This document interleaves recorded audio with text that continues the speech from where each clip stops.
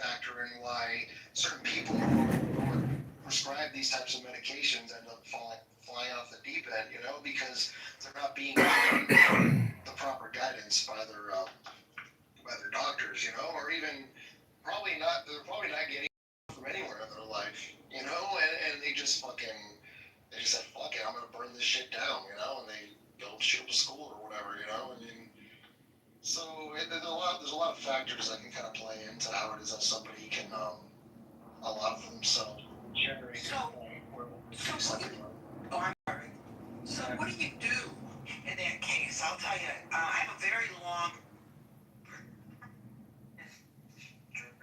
Oh, Judy, you're in the matrix. Is everything for the universe. Am I right? I have a very long paternal history of depression in my family. I could tell you that when I was 10 or 11, I had that malaise. That's what they would call it. They never said it was depression. As I grew older, something wasn't right.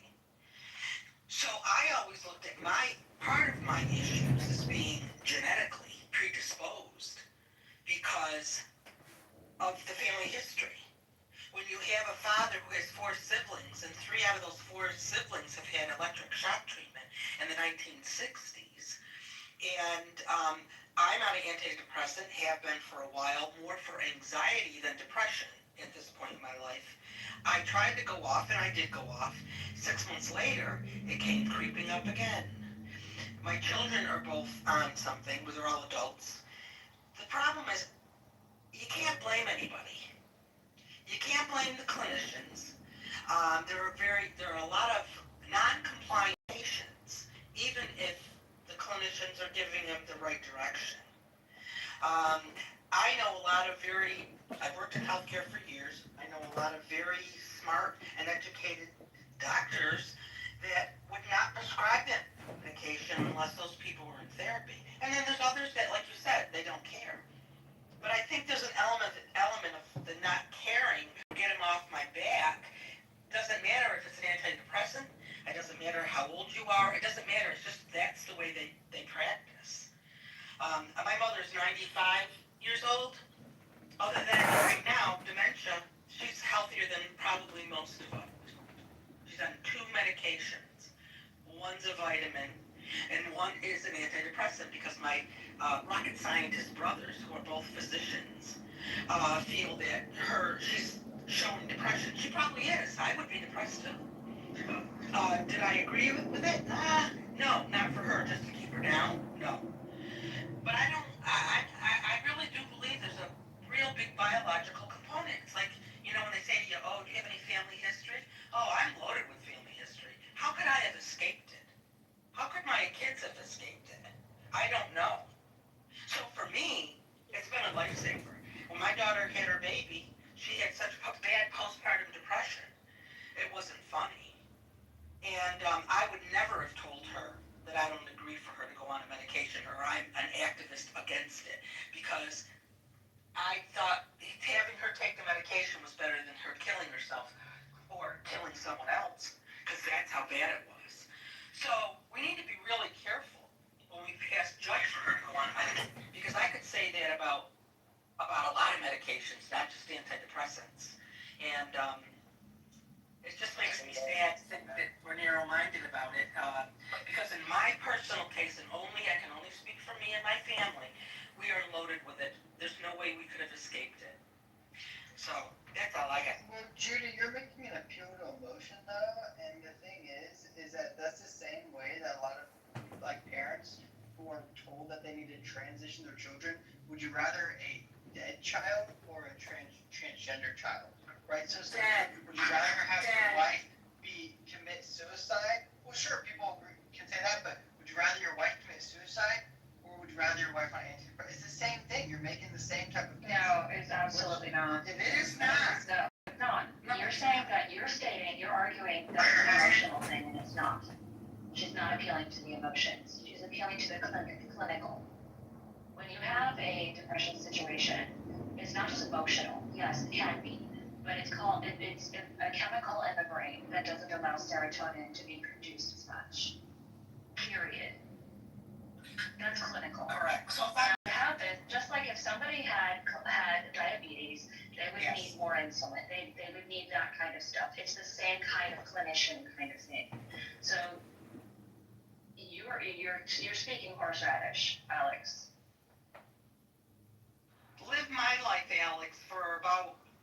months and then we'll talk. Live my children's life. Live my aunt who was in her 80s, who can never get over the depression, no matter what she's done.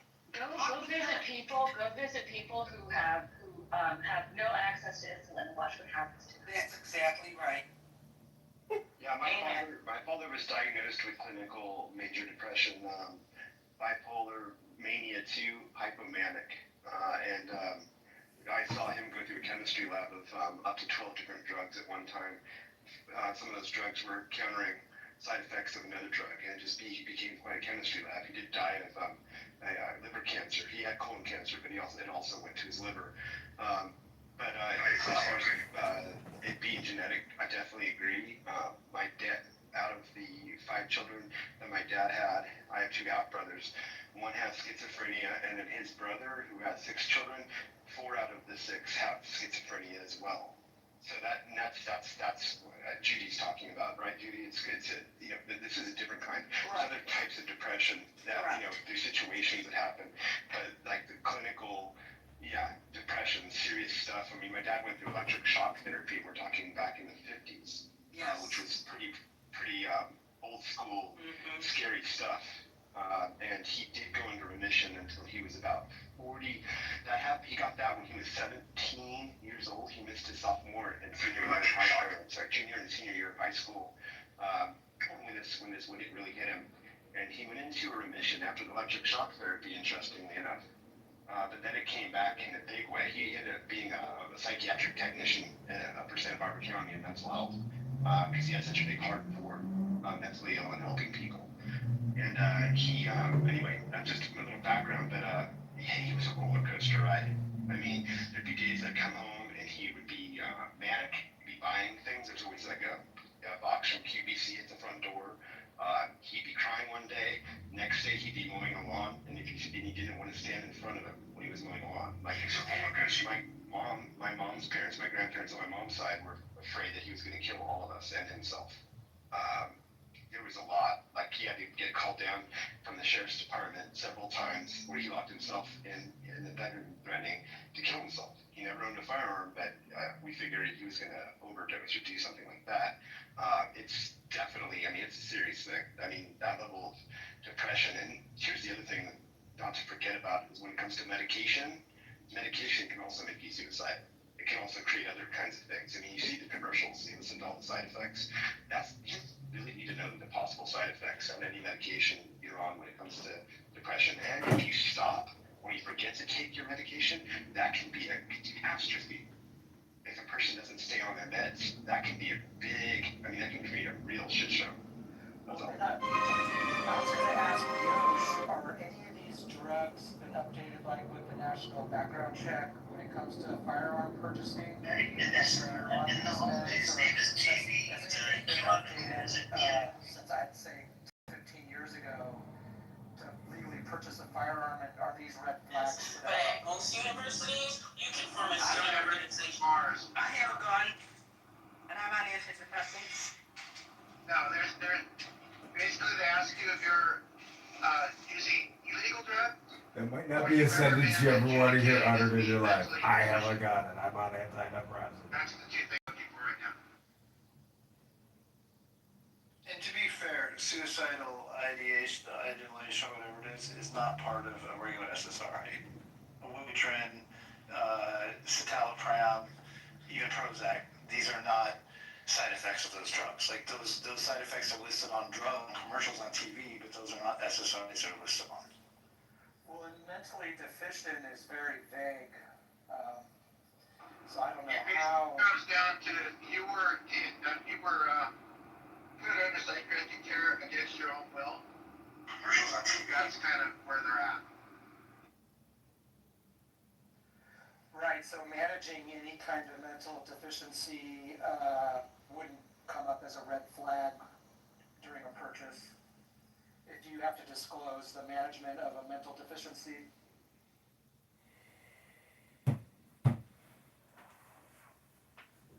I think that the mental deficiency you're talking about, the mental deficiency is about.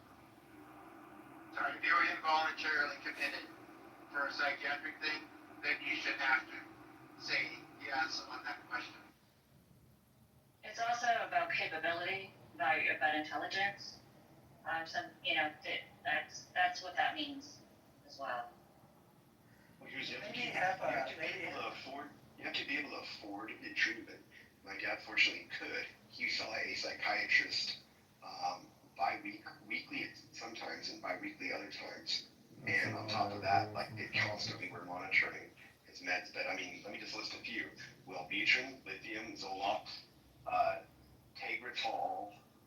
Oh God, and anything you can think of, basically he was on. I mean, but he passed away like in 2000. So, but we're talking like the antidepressants coming from like the 70s into the 80s when they still barely had their heads wrapped around depression back then. But the cost to treat is so expensive. There's so many people that can't afford treatment. That's a whole thing too.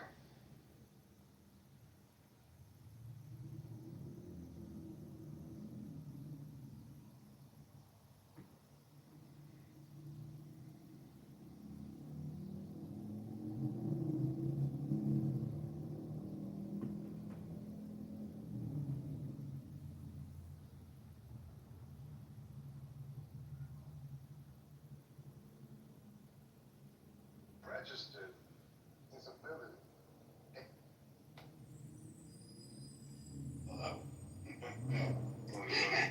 My job. Yeah, I was like, well, schizophrenia, there's another one. They've finally gone to a point where there's a shot you can take once a month.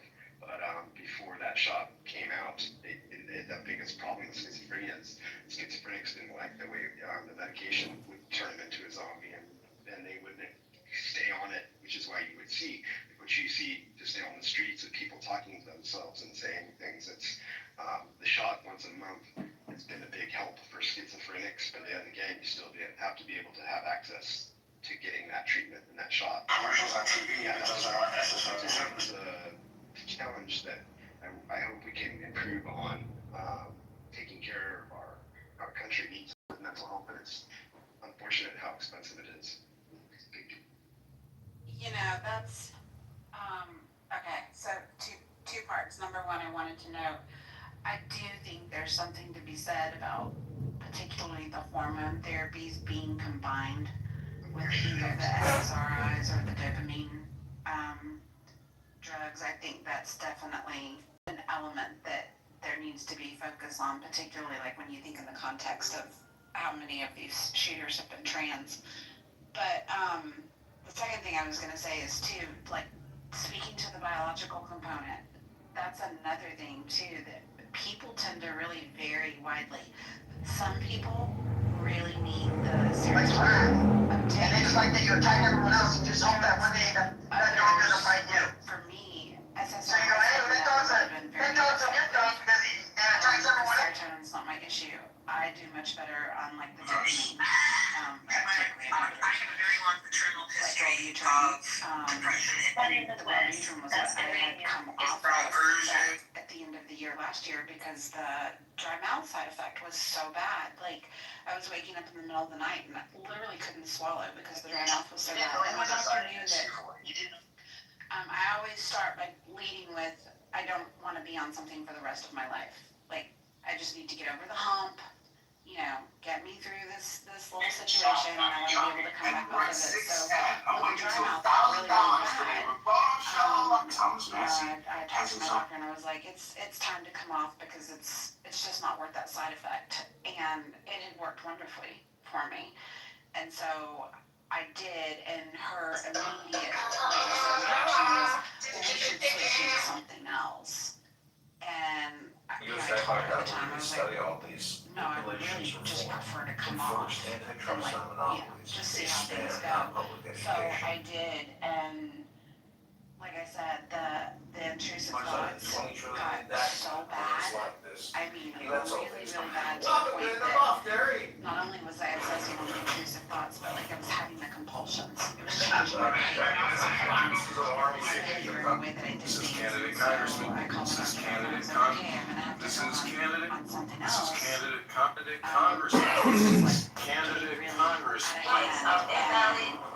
That was the thing that my doctor told me to do. Was she was like, well, we're gonna put you on another dopamine. reuptake, Unfortunately, but it is. she also advised that I seek the like professional counseling services. She was like, I think you need to talk to a therapist to work through some of the behavioral issues so that the medication hopefully won't have to be long term. And so I was like, okay, 10-4, no problem. Never been like a big, huge therapy kind of person, but I decided to entertain it. And it was such a hassle going through my insurance to get approval to have some therapy sessions to talk about like just OCD in general.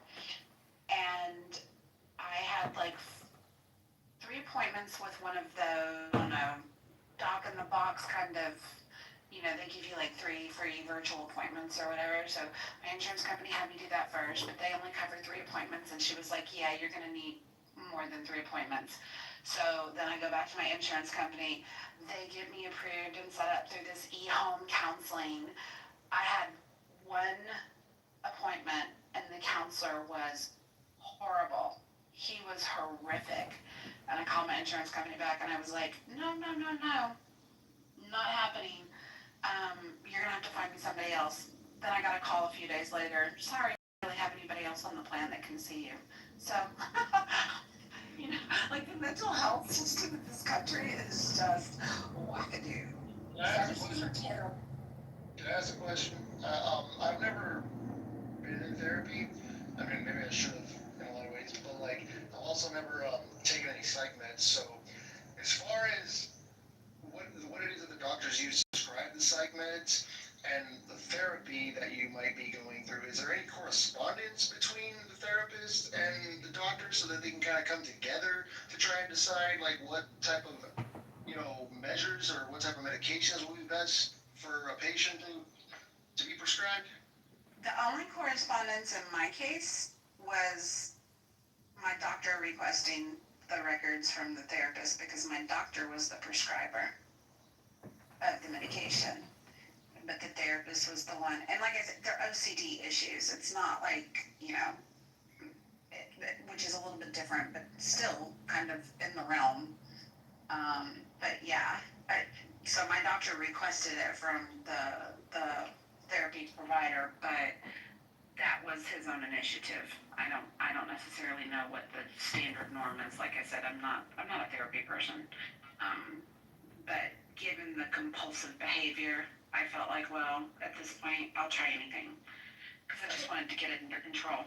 I just feel like there should be, you know what I mean? Like, I mean, maybe that would require a lot more funding or resources or, some sort of like adjustments to be made to the system or whatever. But, like when you're dealing with people's heads, it's like it's incredibly subjective, and like the types of emotions that a person is going through, the type of upbringing they had, or whatever type of trauma that they might have been exposed to could be a big factor in what, and why they're struggling to cope with and reconcile with the world, So like, it's not solely, a brain chemical issue, it's also like a spiritual issue, it's a psychological issue, and it just seems really irresponsible to me to just be like, to give a doctor like complete agency and their ability to decide what type of medications a person should be prescribed based on, just solely like brain chemistry, I don't know, that's my perspective. So to give you a little bit of reassurance, often when people go into medicine therapy, their vitals are checked, things like that. There's a lot of things that are considered before they're diagnosed, before they're given any kind of medication. Sometimes, and it depends. There's a lot of doctors who can give those drugs out.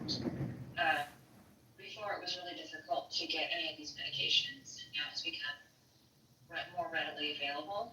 But there's also what happens with psychiatric stuff too is more behavior. There's no kind of screen you can do. There's no blood screen. There's no they're still determining if the MRIs can determine if somebody, like a person in severe depression versus somebody who's not, if there's even show up on an MRI screen, things like that, you know, a lot of, or pick a screening of any sort. So what they've done is determined how are you feeling and what's going on with your body, what symptoms have made you concerned that this is not just a physical condition. What is That's the point I'm trying to.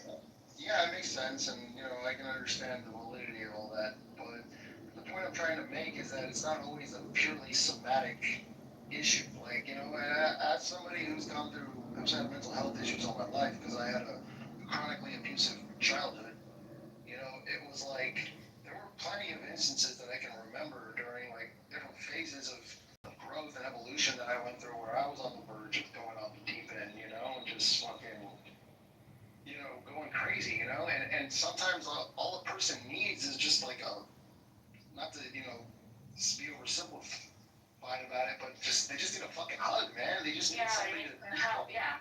They need some unconditional support and guidance, and just love from someone, and a person can on the outside look like they have all that, like they can come from like a wealthy family, be put through all the best schools and all that stuff, but like you don't know what type of fucking internal like psychological dynamics exist within that household. They've probably been emotionally neglected all their life, and I feel like those are factors that can play a big part in how a person's brain chemistry like react, like, you know what I mean? Like it's not always it's not the tail that wags the dog, it's the other way around, Right. So that's my stance on it. And I tell you what, too, Monica mentioned it in chat, but I figured I would just put it out there. Without even intending to, in research for like trying to just identify my behaviors and identify small little ways to make changes, I launched into deciding that I wanted to volunteer at a stable. I really wanted to work with horses, and I kind of threw myself into it. And that, honest to God, ended up being the best therapy for me. It is the one place in the world that I can go and spend time with them, and everything else on my mind just kind of falls away. And I think sometimes we all, like, I have a really hard time shutting my brain down and stopping the thinking.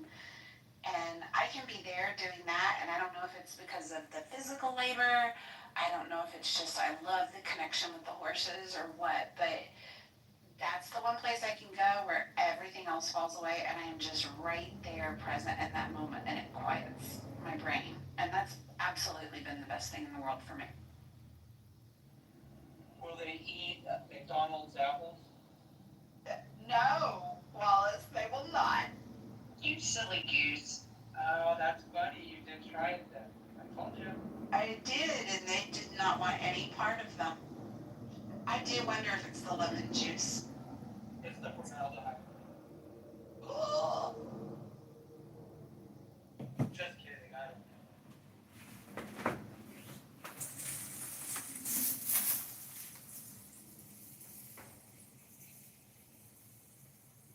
Thank you, everybody, for taking this seriously. I really, really appreciate it. There's a lot of places in life and a lot of places, Monica calls it mean streets, clubhouse, where this kind of talk and everything can, it can be dangerous, but it can also be like really mean. People can be lonely. So thanks for allowing some sensitivity to a lot of this stuff. I really appreciate it, whether you agree or disagree with it. Well, I mean, the fundamental theme of the room is that some guy or person just like shot up a bunch of fucking innocent people, and it's like, I feel like the result of that is just the general like lethargic kind of coldness that a lot of people in our society just have toward one another. I mean, everywhere you go, it's like there's no interaction outside of like transactional interactions. Like you go to the store, you buy something, you talk to the clerk, whatever. But like if you go out on the street anywhere, like nobody ever fucking talks to each other. Very rarely do you ever go where you see people who don't know each other interacting.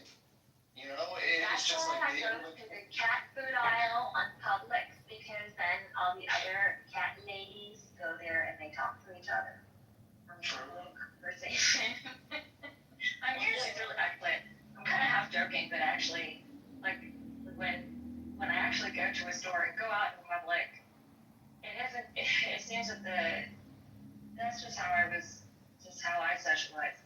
phrase, not like we're gonna have like strange numbers or anything, but just wishing people a pleasant day and trying to be as pleasant as possible in any interaction.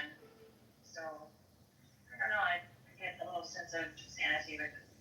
Here's the most recent lesson that Clubhouse has taught me, even about my engagement here, but I think my engagement in the real world. And, there was a room last night, calling me and some other people specifically out by name, and then lumping the conservative women on this app kind of categorically, and a lot of very unkind, untrue things were spoken in that room. And you hear about it and you find out about it, and like your initial reaction is to want to react. And that was absolutely my initial reaction as well, was to want to react, to defend myself, to call out the bullshit. But that's exactly the kind of fuel that they're looking for. And I had to come to the conclusion that, like, I'm just not going to get in the mud and roll around with them the same way. I don't have to stoop to those levels. I don't have to propagate, like, making up lies and act the same way as they do. The best thing in the world that I can do is not to give it any breath. And to just keep doing me and being me. And, I have to hope that, like, my reputation amongst the people that I actually care about will stand for itself. I don't need to go defend myself. I don't need to tell people, those were lies. Those were things that weren't true.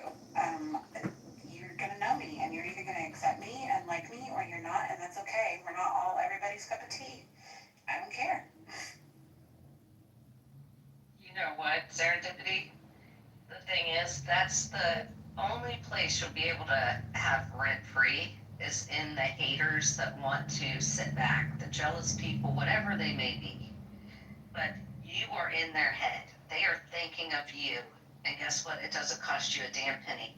Just keep being the kind person that you are and say, well, that's great. You know what? Yeah. I always have to pay rent, but thank God I don't have to pay rent to be in your head. Keep thinking about me. Right? I mean, these are people that I don't even engage with. I can't even say that I regularly engage in their conversations. And they chose to use my name and disparage my character. And yeah, like that at first, you're just like, what the fuck? But then I'm just like, why do I care? Like, these aren't people I engage with. I don't care. And so, yeah, sometimes the only way to win is not to play.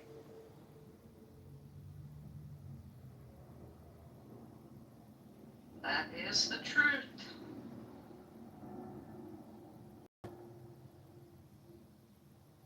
Well, and the sad part is, I don't talk about it on here that often. I have in my bio that I'm just, a real estate professional in Florida with Keller Williams. But I do have a master's degree in psychology. And I pay attention to some of these people, and I'm like, you guys are so damn lost in this world that you need to figure yourself out before you actually come on to a social audio app and try to destroy people. Because you can't do it in real life. You have no control in real life. And I pay close attention to the people that are mods that keep moving people down to the audience. Like, oh, you're in timeout. Nope. And then pull them back up. No, you're in timeout. Nope. And they just keep doing it over and over to people, like the same person. And I'm like, you know what?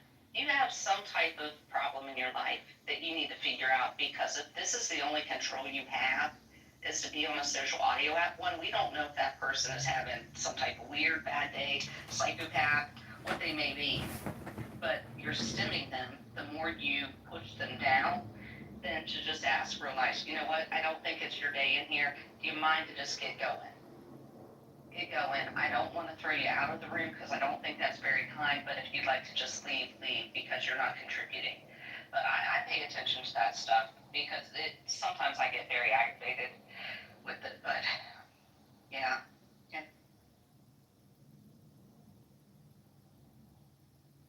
Yeah, I mean, Oh, sorry. go ahead, Joseph. Go ahead, Jeff. For a long time, I've been on this app for like 3 years now, and it it kind of like really opens up to you once you kind of start to kind of like understand how it works. Like it actually, when I first started using this app, it completely like revitalized like my enthusiasm with the internet in general, you know, because I was getting really like kind of bored of just the normal kinds of user interfaces and ways of communicating. Because it seemed like the user interface of the internet in general seemed kind of like, once it kind of got taken over by the corporations, you know, like it seemed like it's got very, very restrictive as far as the level of like honest, kind of uncensored communication you can have with other people on the internet. And I discovered this app and I was like, oh, this is like real, this is raw, you know, and it's like right, you're like right on the threshold of like the moment with all these different people like having all these honest and open like discussions, you know, and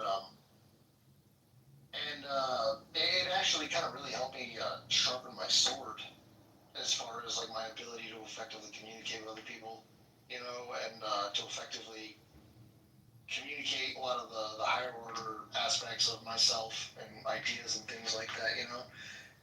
And but there were also times where I would get sucked into like, I noticed that I would get sucked into those weird little petty kind of high school melodrama kind of bullshit situations and stuff. But if you use it properly, it's like you can use it as a way of reflecting to yourself, you know, like these aspects of yourself that you need to kind of learn to reconcile as far as how it is that you relate to people socially and kind of exercise your inner demons essentially. You know, that's kind of what I put it to use for myself as. But after that, I kind of went through that phase. I stopped engaging on the app for a long time. I would still come on here and poke around a little bit, but I would always feel like this kind of malaise about the app because it felt so. Every room that you went into, it was just like, you know, it was just jackals and vultures and just fucking picking at each other and, you know, blowing smoke and, you know, it was just like, I don't know, like, I think it's just, you just gotta kind of hold out. And I'm glad I found, like, honestly, serendipity was there in that room. I think it was yesterday about, like, what's causing chaos in the country. Like, I don't know, it was the first community that I found in a long time where people were actually, like, conversing respectfully, whether it was actually, like, effective moderation, where they weren't using it as a way to, like, empower their ego in some sort of way, like what, I don't remember who was saying that. I think it was Beth. You know, there are people that do that. You know, it's like the people that they moderate is a way of establishing like a social hierarchy Yes. within the room. You know, is like who's who's the in group and everybody else is just fucking expendable fodder. You know, and it has like a really like deranged kind of effect on the psychology of the room, you know? Where it's not even, if you have any sort of head on your shoulders, it's not even worth fucking engaging at that point, you know? And so yeah, it's just really a matter of, what you have to understand is that, you know, your participation in these rooms is completely voluntary. You know what I mean? Like you are the one who's in complete control of what type of effect you're getting out of this app or not. And anytime I'm in a room where it's like so much of an uphill battle that it's not even worth engaging, I just remove myself from the room, you know? Because like I don't over-identify with it to the point where like I'm staking my ego on other people's perception of me in that moment. You know, I gotta fucking try to prove something. You know, it's just walk away, man. Yeah, real quick, I was gonna say the 4 agreement should be necessary read before downloading this app. And 100%, the thing of it is, I don't care what space you go into, your comment about, like, you certainly do have more heavy-handed moderators that are more particular about curating, like, echo chambers or just playing with those that don't agree with them. But we're human by nature, and I think you're oftentimes going to find in most places that you will see a lot of, like, you definitely see a lot of the same moderators here in the muff. Depending on the topic of the conversation, sometimes I will mod other people. For example, if we're kind of getting into some of the, you know, gender war topics, like I don't want the stage to be full of a bunch of women. I'm generally going to stack the deck to try and make sure that we've got some men on board. I also try to pick people that I feel like are generally going to be fair and balanced in the room as far as like listening to, don't necessarily with. But not all spaces are that way, and I don't always get it right. But I can tell you, mom issues come up all the time, and it causes bickering amongst the friends. Like it's not a fun place to be. I hate being top left in these rooms every day. Like I cannot wait for Mojo. Oh, You wear the crown well, friend. You're doing a You're great sweet. job. But It's not easy at all to be up to the top left, for real. That is not an easy thing to have to do. You're doing Yeah. a great job. Really appreciate you. Thank you. I hate it. Content quote unquote creation, that's not my forte. Monica's the content creator. But I'm just trying to hold down the fort for Mojo and respect his rules to the best that I can. And I like to have these spaces every day where we can just kind of talk and chill and the topics change from minute to minute, like, but I don't know. It does become cliquish. I'm cliquish. There are a handful of people I'm always going to mod if it's my room. Like, it's just going to happen. I'll admit that. And I don't care. I don't make excuses for it. My spaces, I can curate them however I want to. You don't have to like it, and if you don't like it, leave. It's really that easy. But I do try to keep a bound stage whenever possible. I have even oftentimes moderated people that I disagree with because I just don't want to give the impression of we don't want to hear the other side of it. Yeah, no, it's difficult, I have to mod our room Monday through Friday in the mornings, which is a better time to mod because, one, we record our rooms, two, most people haven't gotten drunk yet, except for our Aussie friends that are just getting ready to go to bed. But, it's a little bit easier to control, and luckily, all of our mods, we know, do not have anybody blocked.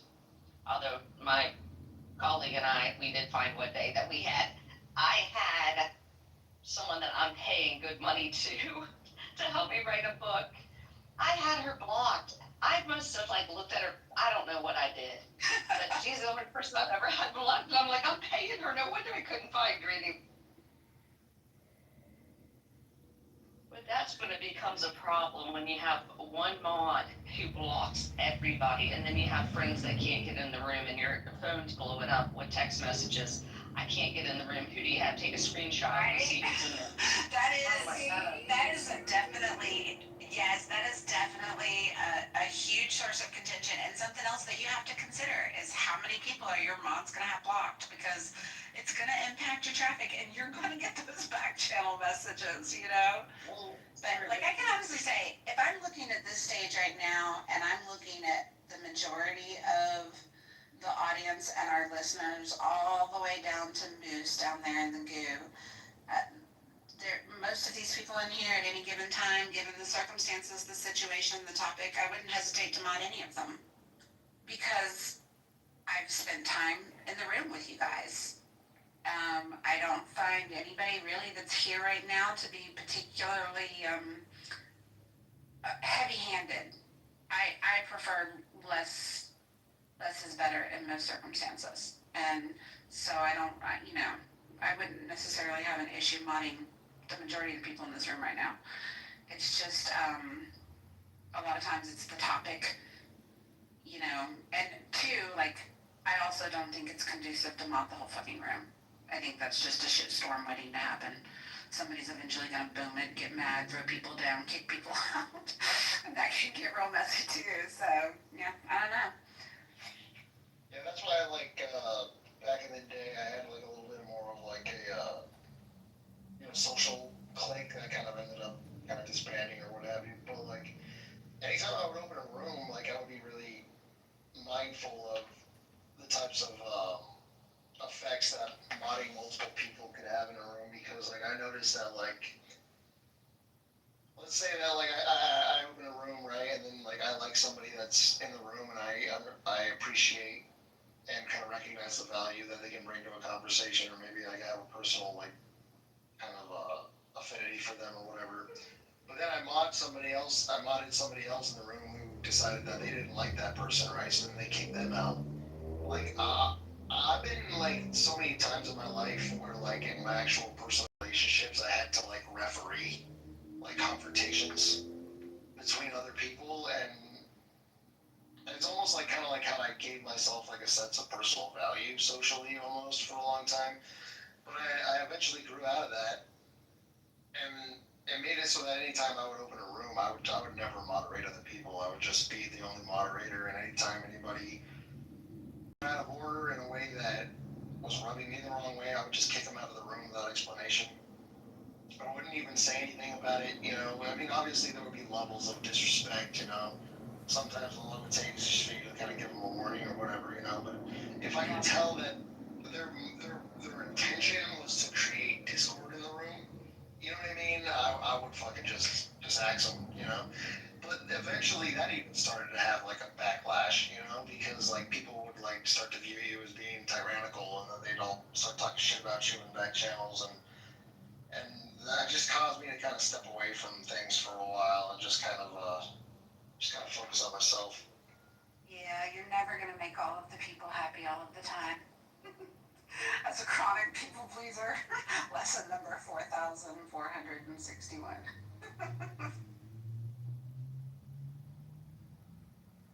Just be you, and the ones that don't like it, fucking kick rocks. The ones that do, Right, Sick? have some fun. What's I'm wrong, ranting Sam? on myself for a minute. I'm just Yes, ma'am. waiting on Yes, do it. grab really quick because you know all this whatever that's going on in these clubhouse streets, and I actually have a real career contrary to what people think. I went back to work a year ago. Okay. You work at Walmart, be quiet. So, you know, all of this, you know, mess, whatever we want to define it as, and I actually have to do presentations, and before the presentation, I was complaining in the back channel to Serendipity. I get an email from the head of the CHRO Serendipity. Hi, everyone. I just wrapped up today's weekly session with my name. I'm just going to call myself MG, and wanted to take a moment to recognize her exceptional delivery. Although I've seen the HR presentation several times, MG's energy and engaging style made everything feel fresh and dynamic. Her ability to connect with the audience and keep the content lively is truly impressive. MG, you are a fantastic presenter. It was a pleasure to be dialed in with you today. Kind regards. And then he called me. Do the teams. And I was like, why is my CHRO calling me? And he called me. I'm just, I know, because you deserve all the flowers. I was all rattled. I'm sorry, I had to take this moment just to give myself some flowers. There you So, go. back to whatever we're talking about. No, I want to stay here for a while and roast my feet at the fabulous fire you just. Right?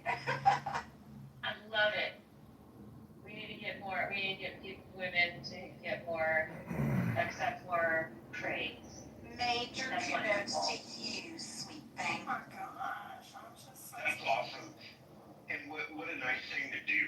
Like, it's so nice to get Yes, that, it called me. acknowledgement of doing a good job, you know, like, it's so powerful to get acknowledgement. That's awesome. Congratulations. I appreciate it. Thank you, everyone.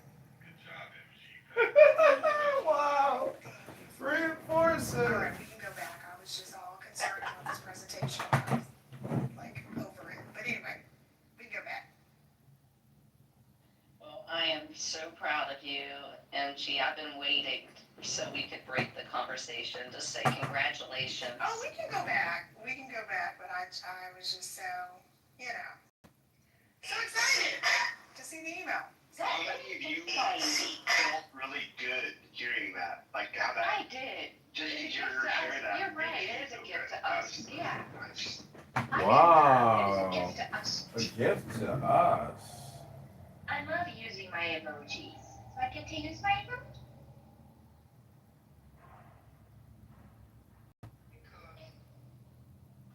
What are we getting back to? Are we gonna still talk about the topic at the top, or? Oh, no. Why? Have you got something? No, I don't. I just was asking. I wish I did, but I'm flowing, going with the flow. We've covered a lot of territory today.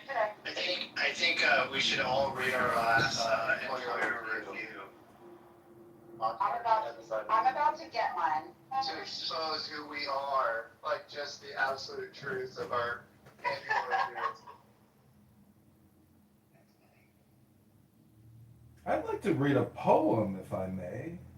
Sure, John. We won't even take a poll this time. There was a flower with eyes.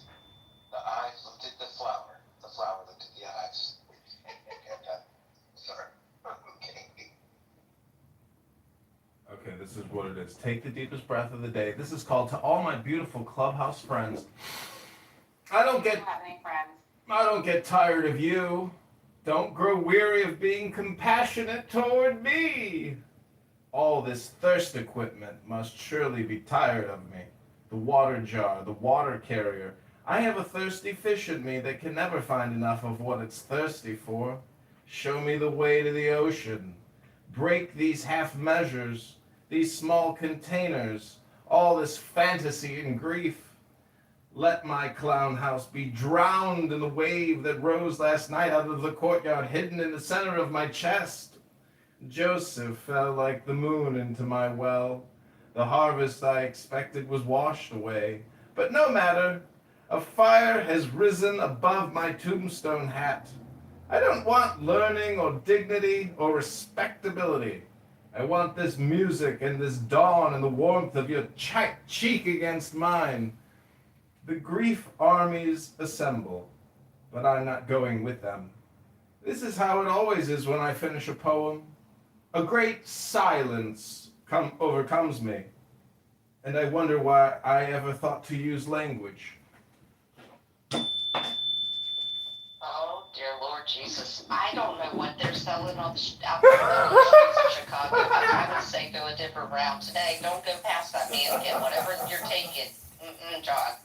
No, go a different route.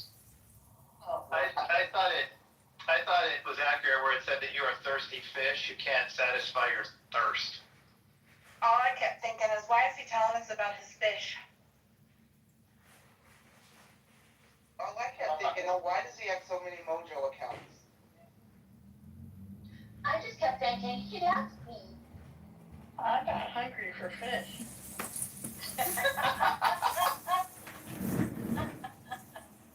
No, there was one line in there where it ended with the word for, and then he said something else, and I wanted to interject and say, let me show you the door.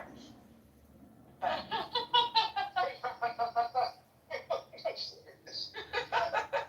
I would never do such a thing, because while you don't really have any Clubhouse friends, John, I consider you like a tier 3 friend for sure. Clubhouse tiers, I like that. How many tiers do you have? Just 3. Just 3. 3 tiers, I like that. Yeah, anything under tier 3 is a friend of me. And then, you just got the ones that don't matter. That's good.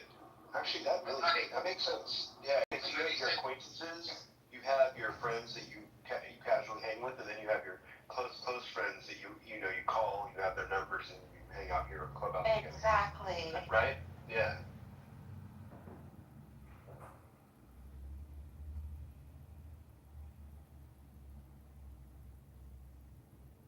You should do a poem about that, John. What, that he's a tier 3 friend? Clubhouse tears. I like Tier 3. I like the play on words there too. Clubhouse tears, It can be friend tears, it can be real tears.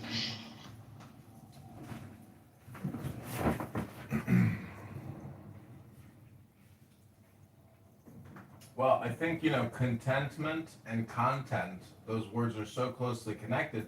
If somebody comes on here and doesn't give you good content, it'll create discontentment. So, people who don't spread good content, they're generally, Met with contention. well, I mean, That's you right. you all see how it's connected. Like, you are your content. So bring contentment, and people will enjoy your content. Man, you're such a content snob.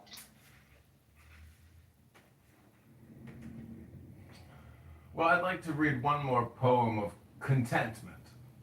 Oh no. Okay. 60 seconds, John. We've come again to that knee of seacoast no ocean can reach. Tie together all human intellects. They won't stretch to here. The sky bears its neck so beautifully, but gets no kiss, only a taste. This is the food that everyone wants, wandering the wilderness. Please give us your manna and quail. We're here again with the beloved.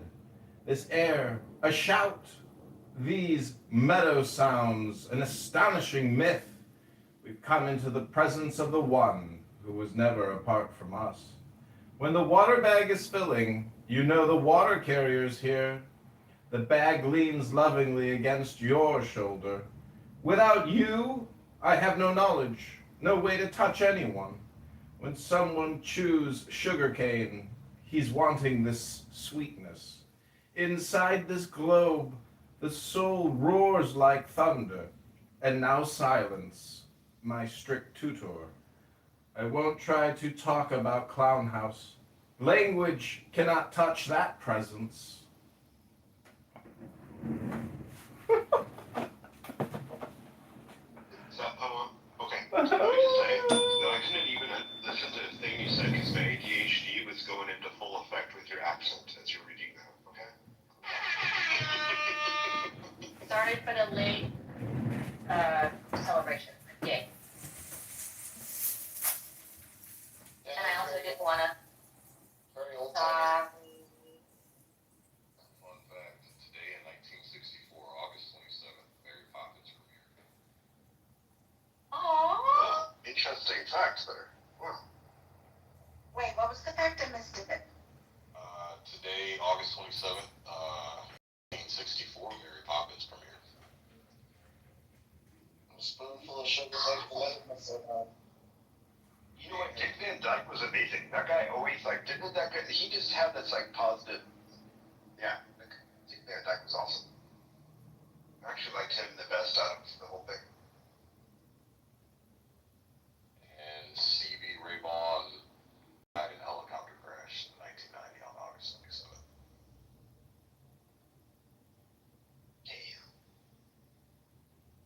Sig's coming with the in history today. I got a little pop-up in my browser that gives me little fun facts for the day. Or the date. What National Food Day is today, Sig?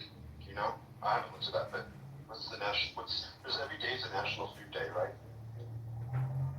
Let me check and see.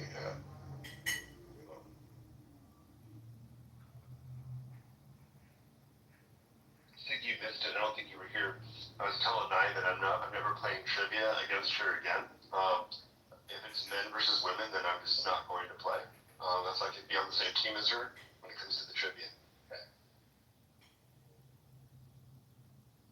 TV, movies, maybe music I can compete against her with, but yeah.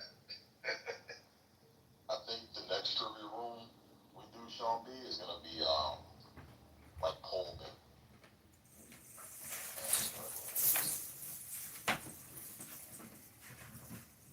Oh, I like that. That'd be cool. And today is National Banana Day, Sean. Okay. While you banana, today is your day. Eat a banana. Okay. It's good potassium. There you go. Go banana! That's a quote from The Simpsons when Ralphie's on the bus and they're racing fruit and everybody's racing an apple and he rolls a banana. Silly. I don't even watch it. That's so silly.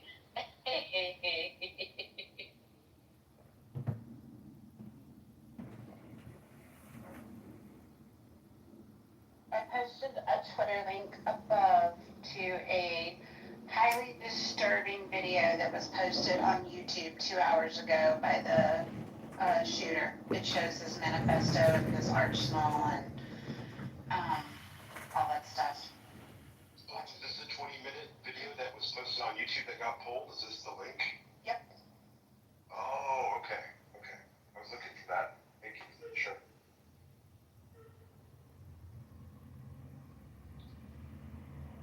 Do you guys know the history of bananas in the United States? How we had one type of banana until the 60s roughly, and then it got a fungus that killed the entire worldwide supply, so we had to change to a different banana from then on. And the other banana tasted better than the ones we have today. Oh gosh, like the smaller ones, right? No. It looked like the ones we have today, but it looked the same, but it's a completely different banana. It was called the Gros Michel, Gros Michel, and it had a fungus that killed the entire world population of them, and they replaced them with Cavendish, which is the banana we eat today. And now it looks like there's a fungus starting on Cavendish, and they don't have a replacement right now, but they're worried that it might go away forever as well. It literally went extinct. The Gros Michel went extinct. That's what they called it, Gros Michel. It had a fungus. Dang. In states and going in state. I can't talk right now. Kind of like the. Bananas are seriously important to everybody's, like to people's general diet. That could be really bad news for everyone. Yeah, and they're by far the most popular fruit in the world too. You can solely live on bananas. Yeah. Are bananas and jammas in danger? Oh dear. Gosh. It's like I wish I could taste one of the old bananas because it's supposed to taste better. It's like when McDonald's changed their fries. Apparently, like before that, they were cooked in some oil that was deemed too unhealthy, so they changed it, and they significantly changed the flavor. So Malcolm Gladwell on his podcast Revisionist History, which is a great podcast if you haven't heard it. Malcolm Gladwell is one of my favorite people. He has an episode where he found a lab that made the same oil that McDonald's used to use, and he cooked fries in it, and he brought people in to try them, and they were crazy good. Like the people were like, "Holy shit, this is so much better than the current fries." And apparently, we've all forgotten what they tasted like, but the other ones were way better. What was it? Was that palm oil and then they switched to vegetable? I thought it was lard at one point. Yeah, I don't know. But there was something in the oil that was unhealthy. It wasn't oil itself. It was, but the reason is chalked up to this something in the oils. I don't remember the reason. I think it changed in around 2000-ish or something. But apparently the other fries tasted way better. Like on the podcast, people are freaking out how good they are.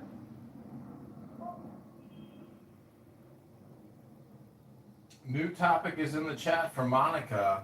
Scientists have discovered that black plastic used on many food products is a carcinogen.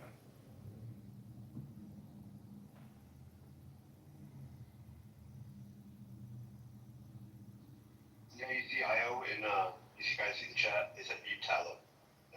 Is that with the Tallow, that was it. Yeah, Well, that's last. ours. I mean, If you go to I mean, Steak and Shake, that's what they promote that they do their fries in tallow. so That's what they. that's Tallow is now or tallow was before? tallow is animal fat, so it's not oil. Well, not technically oil. So I'm just wondering if tallow is what they use now, or is tallow what was I what think they we got used rid that of before, before? probably. Okay. I think that with the rise of veganism, that was like a big reason why a lot of companies decided to stop using animal It's fat. expensive. It was the same time that McDonald's filled its menu with salads, which went away eventually as well. There was this whole moment in time when they were trying to make McDonald's healthy. Remember? Well, it's because of that Supersized Me movie. You guys remember that? Yeah, that's what it was. You're right. I forgot about that. That's exactly what happened. What happened with McDonald's for luck, by the way. I think McDonald's got hit with like a whole bunch of lawsuits after that, and I think that's a big reason why.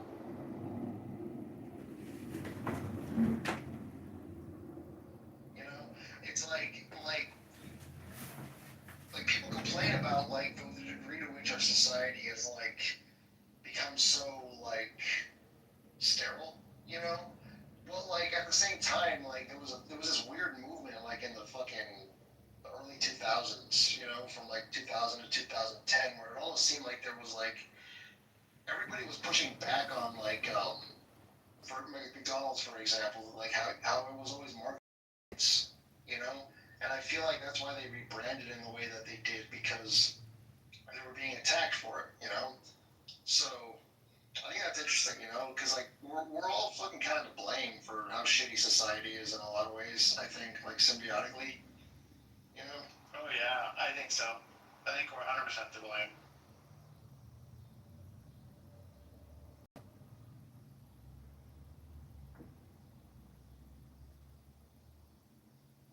There's just too many people, man. When everybody has a voice, it's like how the hell how do you establish a baseline when literally everybody in the world is coming from somewhere else, you know? Yeah, someone said, said this recently. I like the world better when I didn't know the opinion of people I don't know. And I totally agree with that. Yeah, that was my. So, like, I just feel like there was a lot more of a like a bottleneck effect as far as like the quality of voices that could kind of rise to the top of the heap before the internet. Well, we had the same source to go to for facts. I mean, that was a big deal. Like, if you were arguing with me about something, we'd open the encyclopedia or the dictionary and we'd solve it. And we both left agreeing that one person was wrong, one person was right. Then we got into alternative facts. Then we got into factoids, right? Which are false facts. And now there's facts to support every single opinion from any direction, and it's impossible to discern which ones are true and which ones are not. Like, my biggest fear is losing complete awareness of what's real and what's not real. I mean, we're already going there for sure. We're already in the midst of it. So what happens when we literally can't tell what's real and what's not real? Like for a while, I was kind of concerned with the whole idea that you know, people were going to start to lose grip on what's real and what's not because of like, you know, ChatGPT and you know, artificial intelligence generated images and videos and things like that. But then I realized like there's a lot of people in comments on like Instagram videos and shit like that who will be like, "Oh, that's AI," to a video that's like fucking like 15 years old. You know what I mean? And I'm like, "Oh, it's just stupid people. Stupid people are still the problem." Yeah, but we really don't know it too. We have to maintain our critical thinking skills and question everything. I mean, honestly, we're in a time where you really do have to use your own intelligence and make your best judgment and guess. Because a lot of times it is a guess. I mean, you could hear about some science research on some food product, and unless you have the testing capabilities to test that water out, what is that? you really don't I know. remember So meeting you have to Dr. find Hunt the 2 years ago. He was the editor-in-chief of Can I find about the this? Or the answers that just this one story from this one place. No one else is reporting it. It's not coming from any. You know, where's the research here? Like, you really have to do your homework. You know. Well, an entire generation of people who grew up using the internet as like the main means by which they interface with like the world, you know. So it's like to the point that Mike was making. Like he's at, like I used to love reading encyclopedias and stuff like that when I was a kid, you know, because it was like the information was highly curated, you know, and you know it was coming from a place that was like very scientifically founded, you know. And but these days it's just like this whole generation of couple now actually of people who are just being exposed to like this cesspool of just like soup of just information that is the internet. That's just like, how do they even like? That's got to be like insanity inducing, I would think, to never had any stable, you know, understanding of. I'm not really sure what I'm trying to say at this point. Like, I can't really think or articulate what I was. I think in my mind, one of the biggest problems is we are not using our critical thinking skills to discern whose opinion is more important than someone else's opinion. We're no longer respecting experts. We're no longer respecting, time and service. 30,000 hours of discipline studying something doesn't matter anymore if we can just find something that contradicts that on the internet and we feel like that's more important.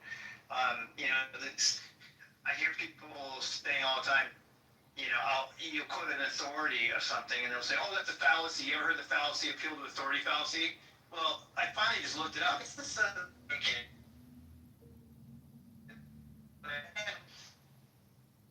How can me believing a doctor's opinion, yes, your stupid fucking opinion, but I would trust a doctor's opinion more than yours, Joe Schmo, right?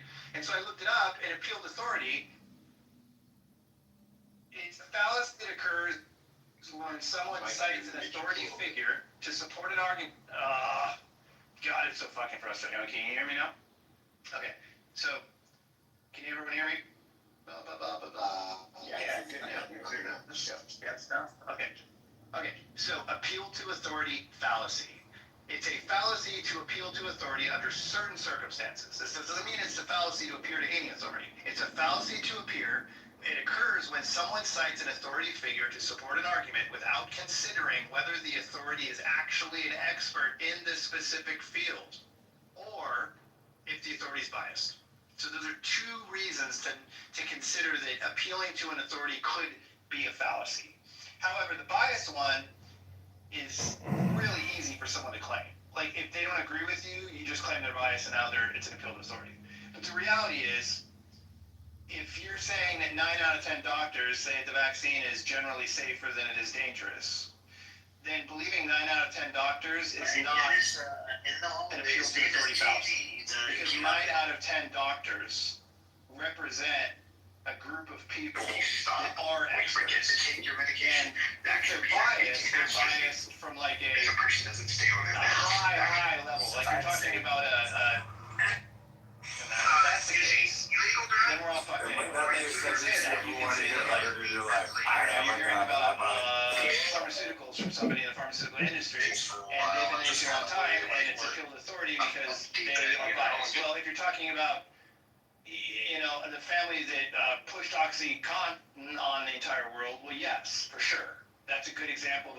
If you are appealing to them to say OxyContin is good because they say it is and they create it, they are biased. They have an agenda and they're making money off of it. But 9 out of 10 doctors who swear to take care of people and to uphold life as a valuable thing, things like that, they're probably not grouping together to hurt us. So I just want people to think harder about what is an appeal to authority fallacy and what is an appeal to authority common sense good idea. Because if you're arguing flat earth with an astronaut, you're a fucking idiot. It's not an appeal to authority fallacy. And so I just feel like that's where we're losing track of the difference between that. And then we throw out these like appeal to authority, and then eventually you hear it so many times, so you hear it, you just ignore it, you bypass it, you don't even consider that what you're being told is true. It's kind of like gaslighting. Like the word was used so fucking much now. If somebody's really gaslighting and you call them out on it, everybody goes, oh God. And it's like, but guys, you're ignoring it's actually happening. About changing the definitions. Yeah, that too. So it's like, don't throw the baby out with the bathwater, guys. Like, if you're being gaslit, you need to fucking know what it means. You need to be able to identify when it's really happening and when people are saying it's happening and it's not. Don't just get so annoyed because you have short-term memory and you're tired of hearing the word used. You know what I mean? Like, these are things I see happening, and it drives me crazy because basically all of it represents a lack of critical thinking. That's what it represents. Or annual and semi-annual vaccine therapies. Well, if you think about it, though, Mike, like, critical thinking skills are sometimes, pretty much always something that you have to kind of develop over time after, being exposed to false information enough times that it causes you to kind of, like, start to appeal more to your own judgment, you know what I mean, of a situation, your own discernment, than, whatever. Because there's a ton of fucking misleading information out there, man. People who are actively profiting as a way of engagement generation for their posts. They'll post shit that's intentionally misleading and false. just because it triggers within certain people's minds the need to want to like jump into the comments and like correct the information, right? Now you fucking created a conversation in the comments, right? So like people are constantly being exposed to all this fucking information, and you want to throw fucking AI into the mix. Now shit's getting really confusing, you know. So in a way, the current landscape of the internet, do you think that it's possible that that is kind of has the potential to create people or to catalyze people developing better critical thinking skills? You mean to? I don't know enough about that word, but you mean to create more critical thinking skills, or to diminish the current? It's catalyzing, you know, the development of critical thinking skills on a mass level, because just to be able to fucking like effectively navigate the internet, you have to be able to tell the difference between what's real and what's not at this point. Yes, but let me add to that. In order to do that, the whole necessity is the mother of all invention type of argument, you know? It's like, Joseph. But let me add one second to that before you add to it. In order to do that, in order to use critical thinking, you have to be able to hold two opposing realities in your brain at the same time and consider both of them as possible. This is where people fail. They're willing to actually hold two things in their concepts at the same time in order to compare and contrast them long enough with examples to back up what they're seeing to lead them one way or another. They come into it predetermined to only accept one of the two ideas as possible. And then they don't critical think, because if they were forced with critical thinking, they'd be forced to accept considering the reality that they're wrong. Remember, we are at most 50% right. At most. You're never more than 50% right. For every single thing you think is true, there's somebody else that thinks is completely true too. And there's arguably no way to prove it. So if you're wrong half the time, imagine that. And I do think of this all the time in my own mind. When I believe something, when I think something's just dead true, I question it's the 1 out of 2 that I'm wrong. How many people do that? You have to hold yourself accountable. You're wrong half the time. Period.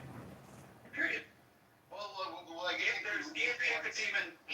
If you're even talking about something that's objective, which more things are than we give credit for, to be honest with you.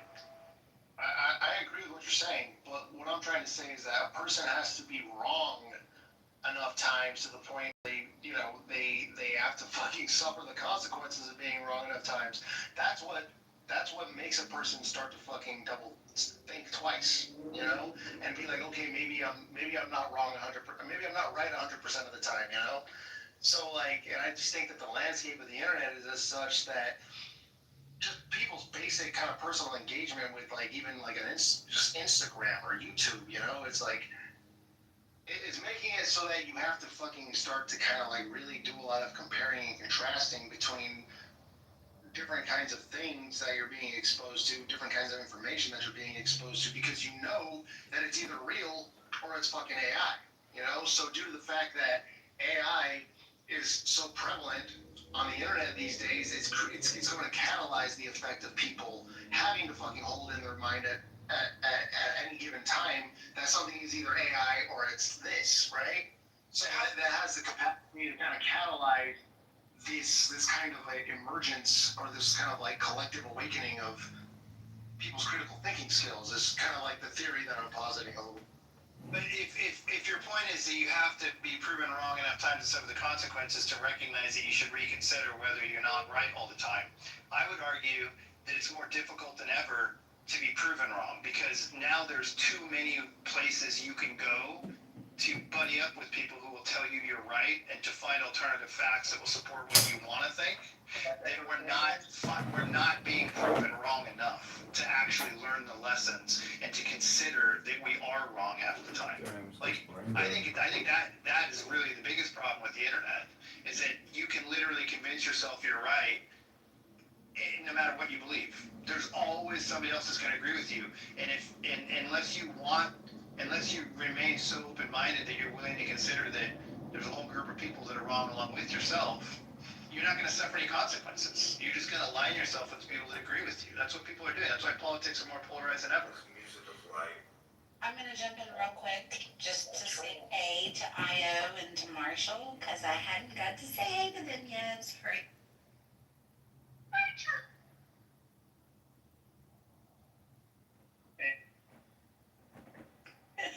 Io is so succinct. All right, y'all continue on. I'm sorry, guys. What's up? Nice to see you. Nice to hear. Oh my God. I think what it comes down to is that not all opinions are equal. They're just not. Two different people, two different opinions. You need to critically evaluate who they're coming from. You need to evaluate it and figure out which one is more likely to be closer to true than not. They're not all equal. And people don't have a right to have they have a right to have an opinion, but they don't have a right to be believed Correct. just because they have an opinion. I mean, and we're forgetting that too. I mean, that's another thing. There's a lot of things that we're forgetting that are just common sense shit that we're falling victim to because we're not thinking about it constructively.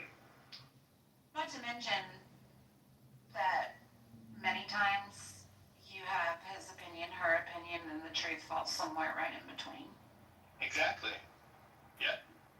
Now, that said, speaking out of both sides of my mouth, there are a lot of things that are objective or should be considered largely objective that we just chalk up to subjective.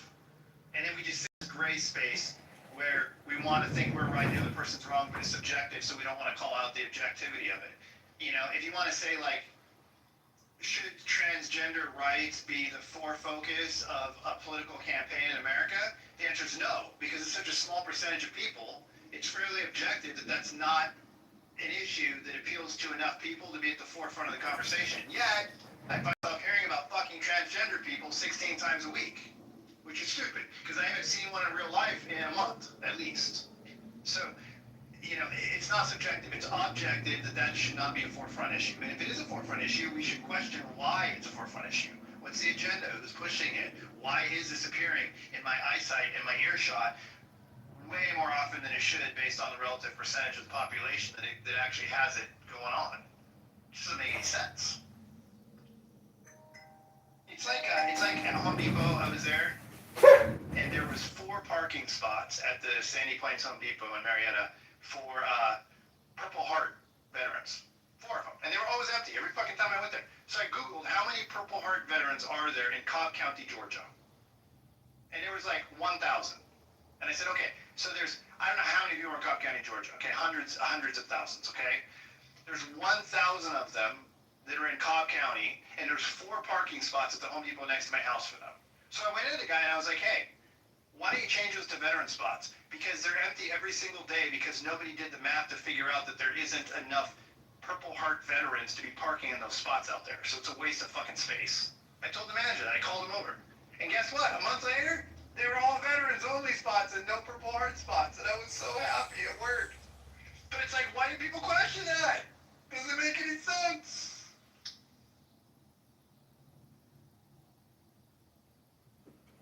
Hey, I was checking your PTR out. I was trying to make sense of that. It was so tiny, I had to take a screenshot to zoom in. Yeah, that looks interesting. What is it? Jason, and the next thing you know, the girl is turned the fuck out, and she didn't have a chance. So niggas be introducing these young girls into. When did you? I'll find it. Lost her. Actually, we had a school shooting before I was even born. It was called Dunblane Massacre. Our stuff, well, turns out that we actually use microarrays to detect viruses, so the truth is a little bit more weird than you might believe, which is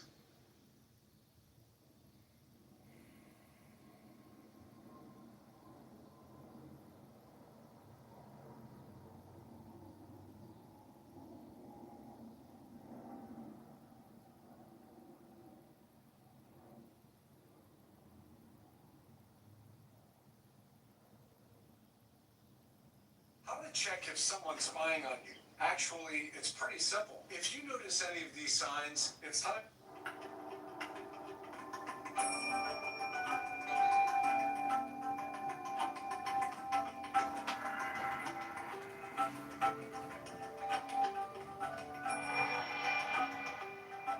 Welcome to Being in the Way with Alan Watts. I'm Mark Watts, your host, and today's talk is On Being God, which was recorded in 1971 in New York City at a conference on Western therapy and Eastern religions. Like last week's talk, Zen Bones, it's a big hall presentation given to hundreds of people who attended the conference.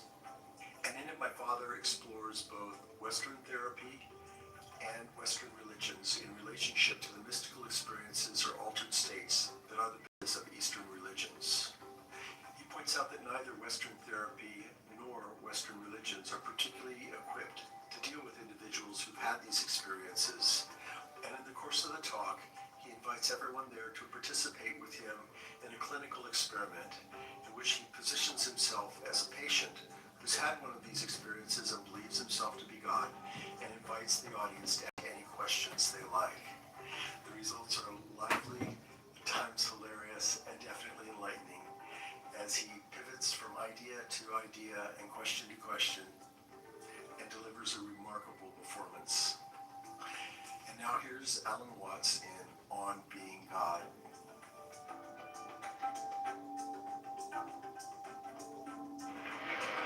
Between Western psychology, psychiatry, and psychotherapy, and the so-called religions of Asia, there is common ground, because both are interested in changing states of human consciousness. Whereas institutional Western religion, Christianity, Judaism, and even Islam, are relatively less interested in this matter. Western religions are more concerned with behavior, doctrine, and belief than with any transformation of the way in which we are aware of ourselves and of the world. But this matter concerns psychiatry and psychology very much.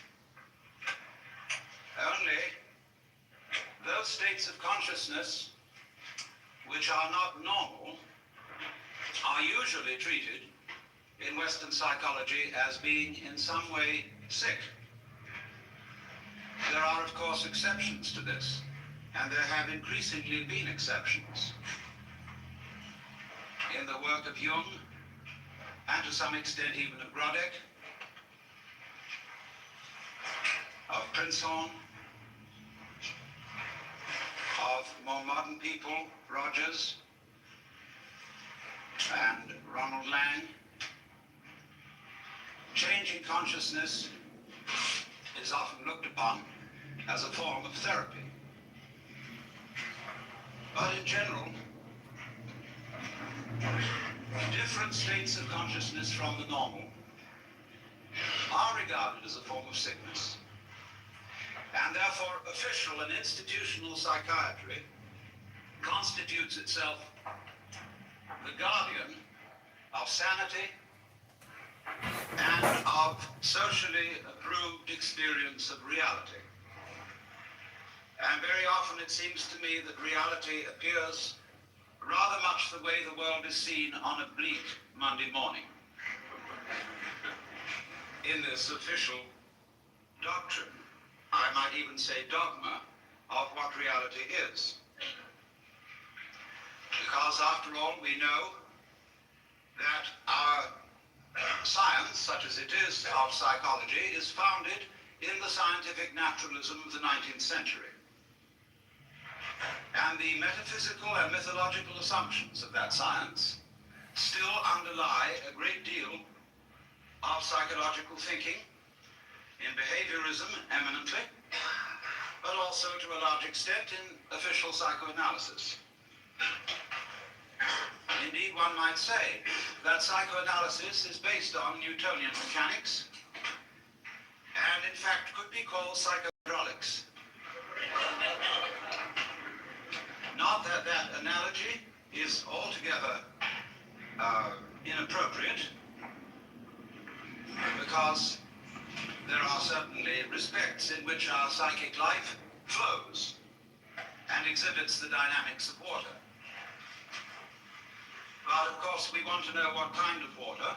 And for the scientific naturalism of the 19th century, the basic energies of nature were considered to be very much inferior to human consciousness in quality. Ernst Haeckel, a biologist of that time, would think of the energy of the universe as blind energy. And correspondingly, it seems to me that Freud thought of the libido as essentially blind, unconscious energy, embodying only a kind of formless, unstructured, and insatiable lust. This is a generalization. Some modification in that thinking is of course possible.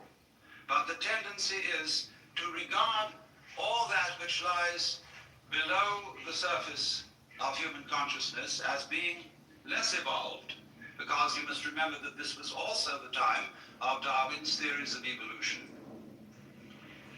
of seeing the human mind as a fortuitous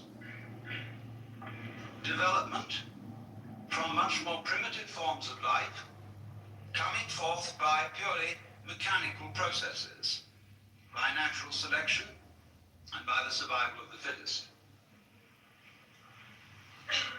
And therefore, man was in general seen as a fluke of nature, an embodiment of reason, emotion, and values, for which the more basic processes of nature had no sympathy and about which they did not care. If, therefore, the human race is to flourish, we must take charge of evolution. It can no longer be left to spontaneous process, but it must be directed by human ingenuity, despite the fact that although our brains are capable of dealing with a colossal number of variables at once, our conscious attention is not. Most people cannot consider more than 3 variables at the same time without using a pencil. And this shows that in many ways the scanning process of man's conscious attention is very inadequate for dealing with the infinitely many variables, the multidimensional processes of the natural universe.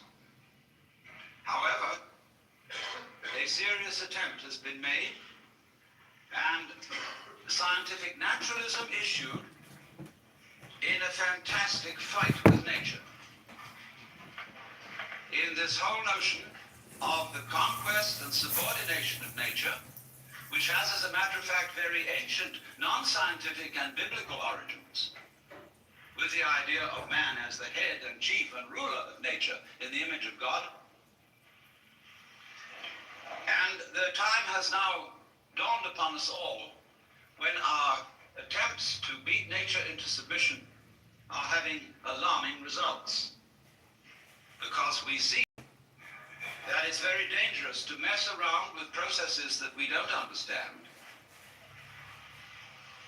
that have enormous numbers of variables, and we begin to wonder whether we hadn't better let well enough alone. At the same time, I said that Western psychology had more in common, or more common interest with Oriental religion than it does with Western religion. There is a sense in which psychiatry and psychotherapy are becoming the religion of the West.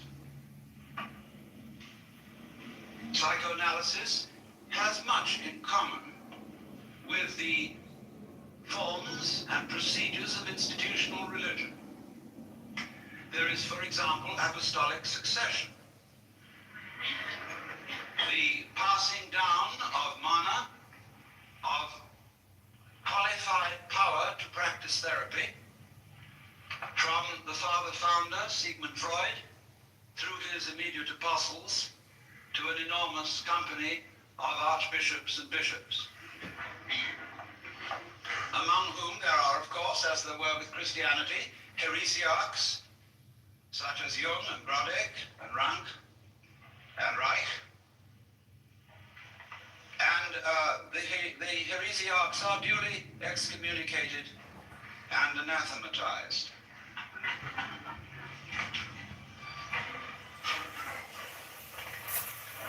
There are rituals, as there are also rituals with religion. There is the sacrament of the couch. There is the spiritual discipline of free association. There is the mystic knowledge of the interpretation of dreams. And there are also the two great symbolic fetishes, the long one and the round one.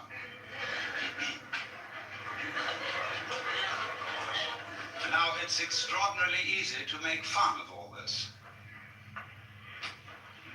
And we must not forget that we owe a tremendous debt to Freud, if for nothing else than pointing out that that much of ourselves of which we are aware in terms of the conscious ego is not really ourselves. It is something superficial. However we define its nature, it is superficial. And the realities of human life are not under the gaze of its scanning process, at least not in the ordinary way. And that was a tremendous revelation. There's no question about that.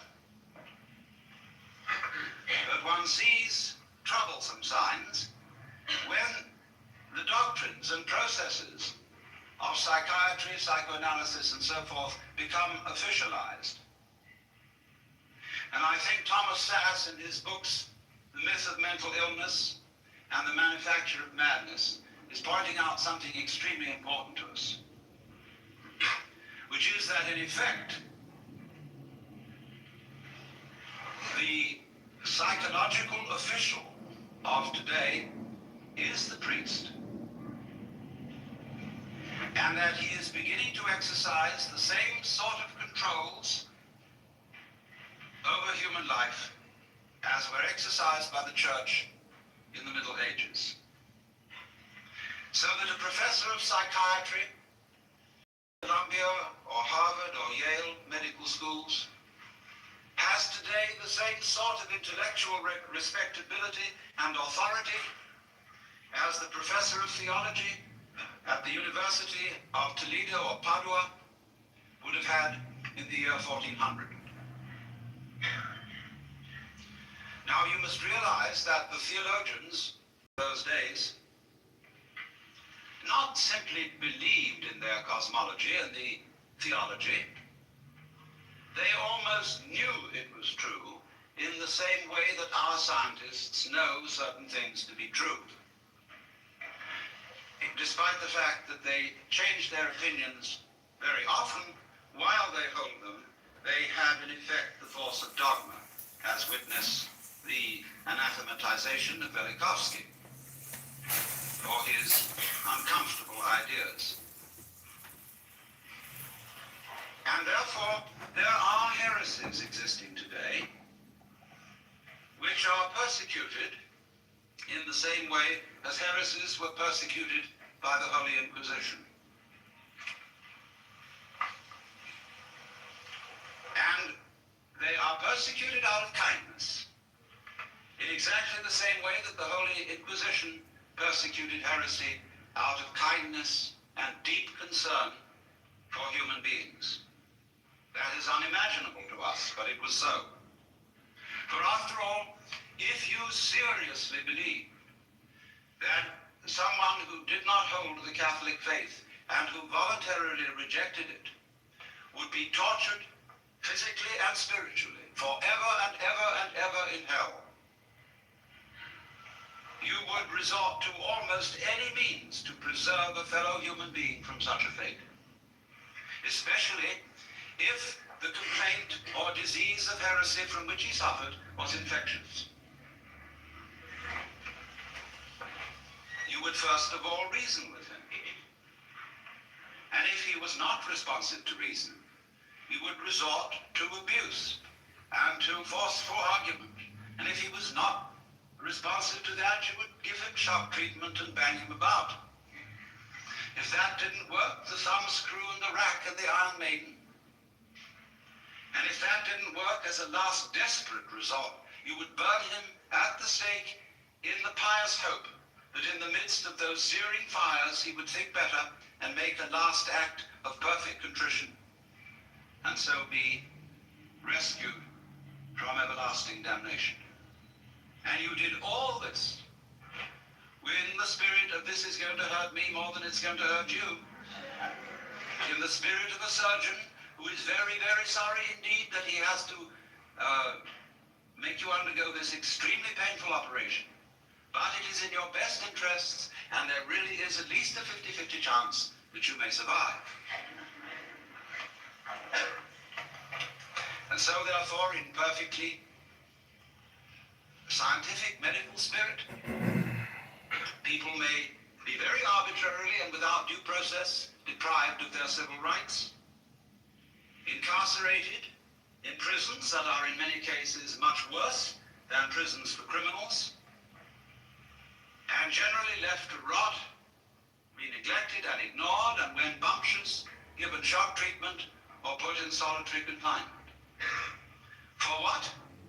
Because they have unorthodox and heretical states of consciousness. A lot of these people are not dangerous until provoked into being dangerous by being ignored, by being treated as machines, and generally defined as non-human. And if you are defined as non-human, there's precious little you can do about it. Because everything you say that sounds human will be taken as a kind of utterance of a mechanical man, as imitating humanness out of lunatic cunning. You will be suspicious. Everything you say will be listened to in a different way and with different ears. And you will have one hell of a time talking yourself out of it. Because there really are no rules as to what one must do when incarcerated for having unorthodox consciousness. There is no clear road to repentance. And this is found likewise in jails, where people are incarcerated on 1 to 10-year sentences, as in places like Vacaville, California, where when I visited such prisons, young men have come to me in perfect desperation, saying, I don't know what's happened to me, because I want to live like a decent citizen.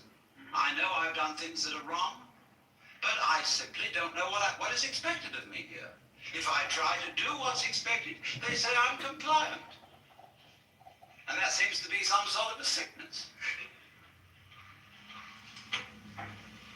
Thomas Sass drew attention to this when he quoted a discussion of the types of school children who may very well need therapy. There were overachieving children. There were underachieving children.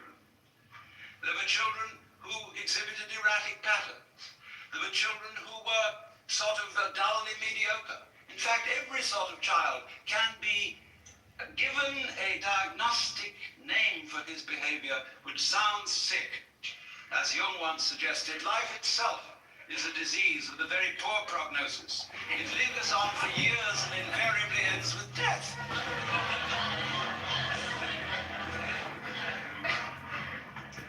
And I submit that in our present knowledge of the human mind, such power in the hands of psychiatrists is amazingly dangerous. For I would suggest that today we know about as much concerning the human mind as we knew about the galaxy in 1300.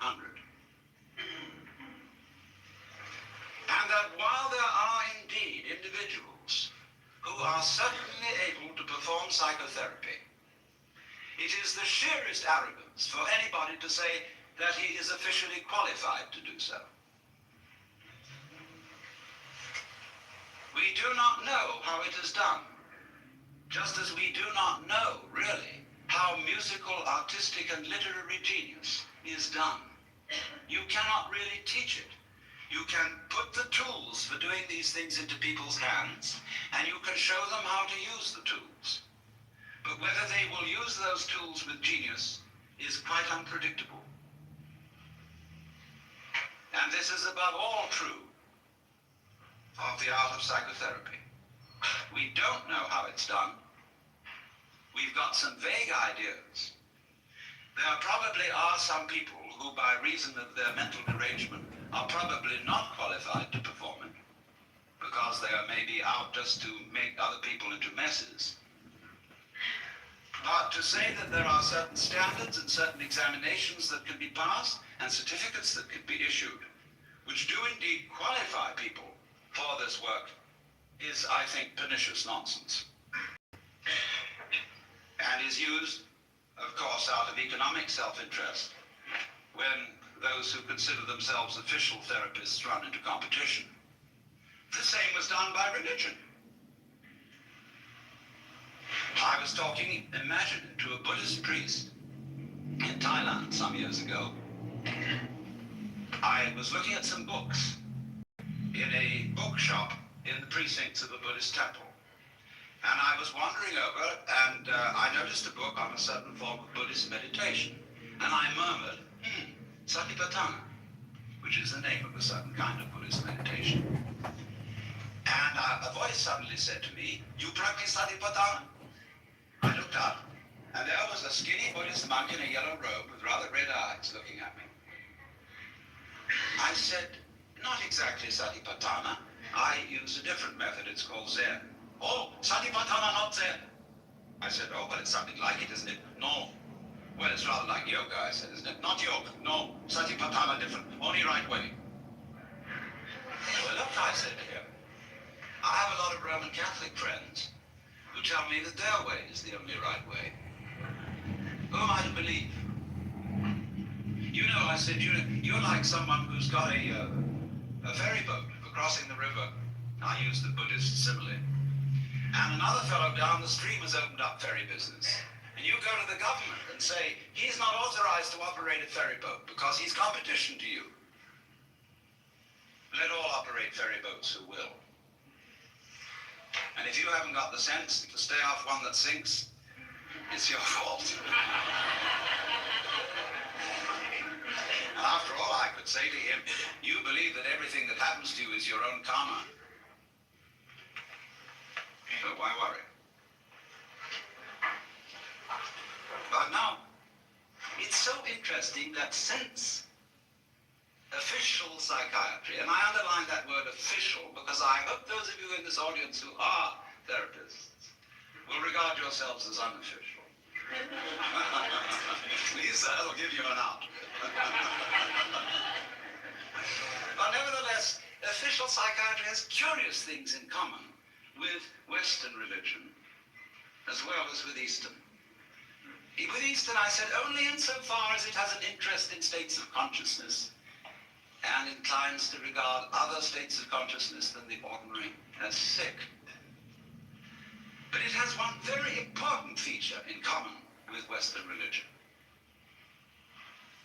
And that we have to go a little bit into Western religious history and ask ourselves what in Western religion, and especially in Christianity, and this goes also for Judaism, Islam, what is the great heresy? Curiously enough, the great heresy was first in the West committed by no less a person than Jesus Christ, who believed himself to be God. This, of course, will be unquestionably true if you think that the Gospel of St. John has historical value. It's a little vaguer in the Synoptic Gospels, but if you read the Gospel of St. John, there is absolutely no doubt about it, for he said, "I and the Father are one. He who has seen me has seen the Father. Before Abraham was, I am. I am the way, the truth, and the life. I am the resurrection and the life." He said all that according to this gospel. And that is something that in the Western world you are not supposed to say. And especially you are not supposed to believe it. And naturally it was very difficult for Jesus because he was saying all this in the context of the Hebrew culture.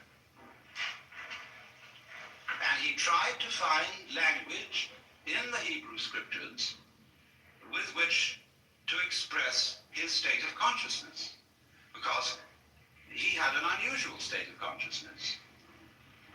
As I read it, he had cosmic consciousness, otherwise known as mystical experience, otherwise known as moksha, nirvana, bodhi, satori, fana alvana, or what you will. And that happens to people. It has happened as far back as we know. It happens all over the world and in all cultures. We don't know very much about it. We don't really know ways in which to make it happen, because it seems to be of the nature of it that it is a spontaneous surprise. But it unquestionably happens.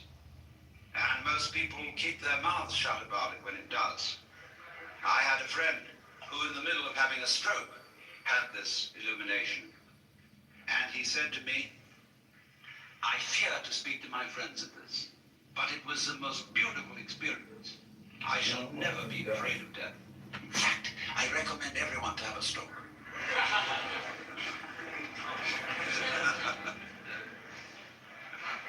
This was my friend Jean Varda, lately deceased, Greek painter. But Jesus certainly had this transformation of consciousness. And he was crucified for it. Why? Because he had committed an act of insubordination and treason against the cosmic government. Because if you believe that God is a monarch, an absolute, omniscient, and omnipotent authority, shall we say a sort of cosmic ego, then to claim to be that is to introduce democracy into the kingdom of heaven, to usurp divine authority, and to speak in its name without proper authorization. And they asked Jesus, "By what authority do you speak? Of heaven or of men?" And he was tricky about answering that one. He said, "By what authority did John the Baptist speak?" And they were nervous about answering that one. He could have asked, "By what authority did Isaiah speak?" etc. Or Moses. But Moses became official authority. And if you could wangle it that what you said was simply an extension of what Moses said, because Rabbi so-and-so said it, who got it from Rabbi so-and-so, who got it from Rabbi so-and-so, who got it from Moses, then it's okay. Notice this, that to be an authority today in the academic world depends on documentation. It's not enough to say, "For I say unto you," you must put in your footnotes. And the more the footnotes, the more the authority, obviously. So, our dissertations tend to be books about books, about books about books. And our libraries multiply by mitosis.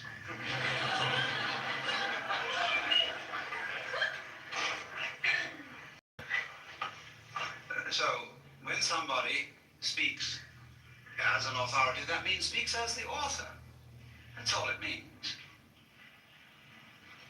It's a statement of which you are the author, and therefore for which you assume responsibility. That is to speak with authority. And to be original is likewise not to be freaky, but to speak from the origin. That is what Christians mean when they say to speak in the Spirit, to have your mouth possessed by the Holy Spirit, as they believe the mouth of Jesus was possessed by the Holy Spirit. So the gospel of Jesus, which of course was hushed up from its inception, was that wake up everybody and find out who you are.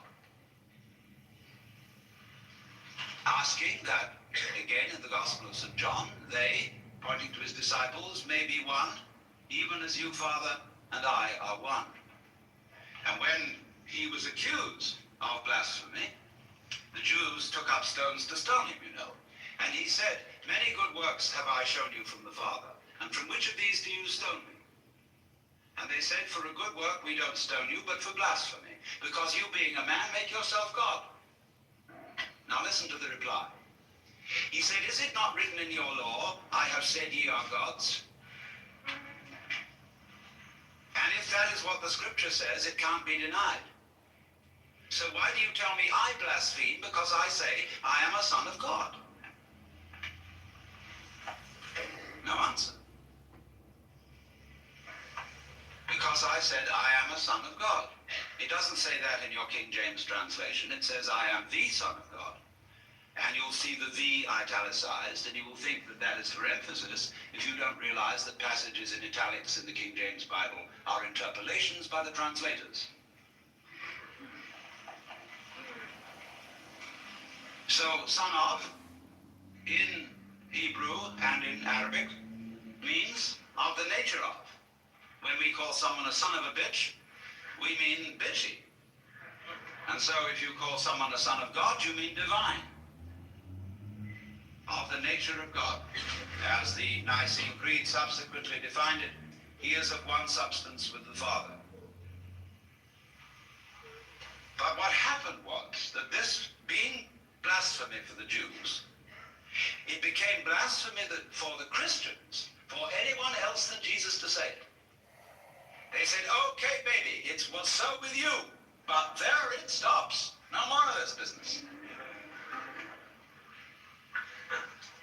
And as a result of that, Jesus was made irrelevant by pedestalization,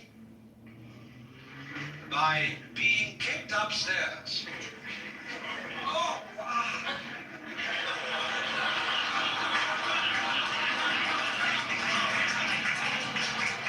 In spite of the fact that he said, greater works than these that I do shall you do.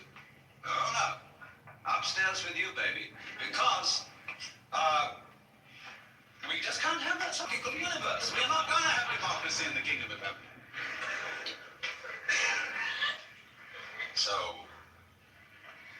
this is why the gospel is impossible. Because we're supposed to follow the example of Christ. Where he says, for example, be not anxious for the morrow. Do not worry about what you shall eat, what you shall drink, and what you shall wear. God will take care of you. Doesn't he take care of the birds? Don't the flowers grow? They're wonderful. They're crazy. They're great. What are you worrying about? I've never heard a sermon preached on that. Never. Because it's totally subversive. The economy would crash.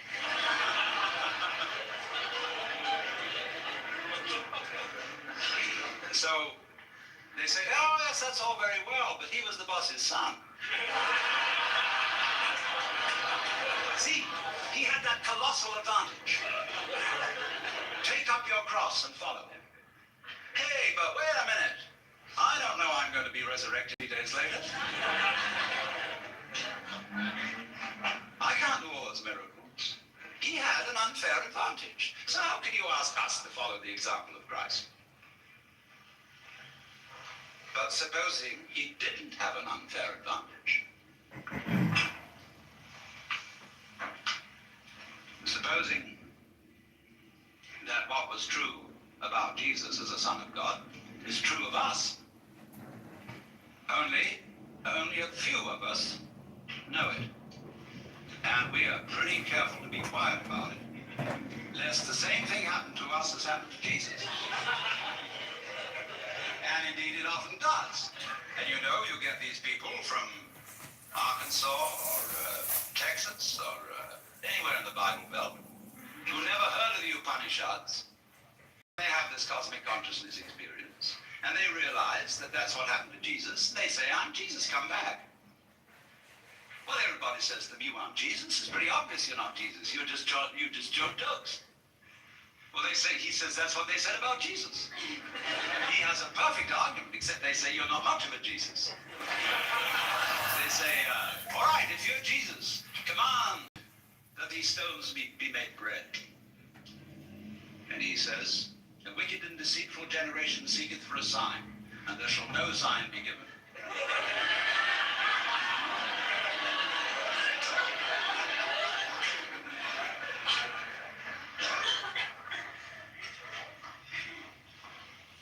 Now, why talk about this?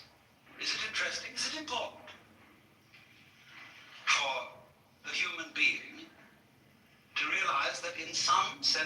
matter whatever it means. He is God or one with God. As is plainly taught by the Hindus, hinted at by the Buddhists, only they don't like to put it out as a concept, in case people will use the concept as an idol to hang on to. They want you to find out for yourself and not believe in it. And certainly the Taoists understand it, the Sufis understand it, a lot of people understand it. But so what?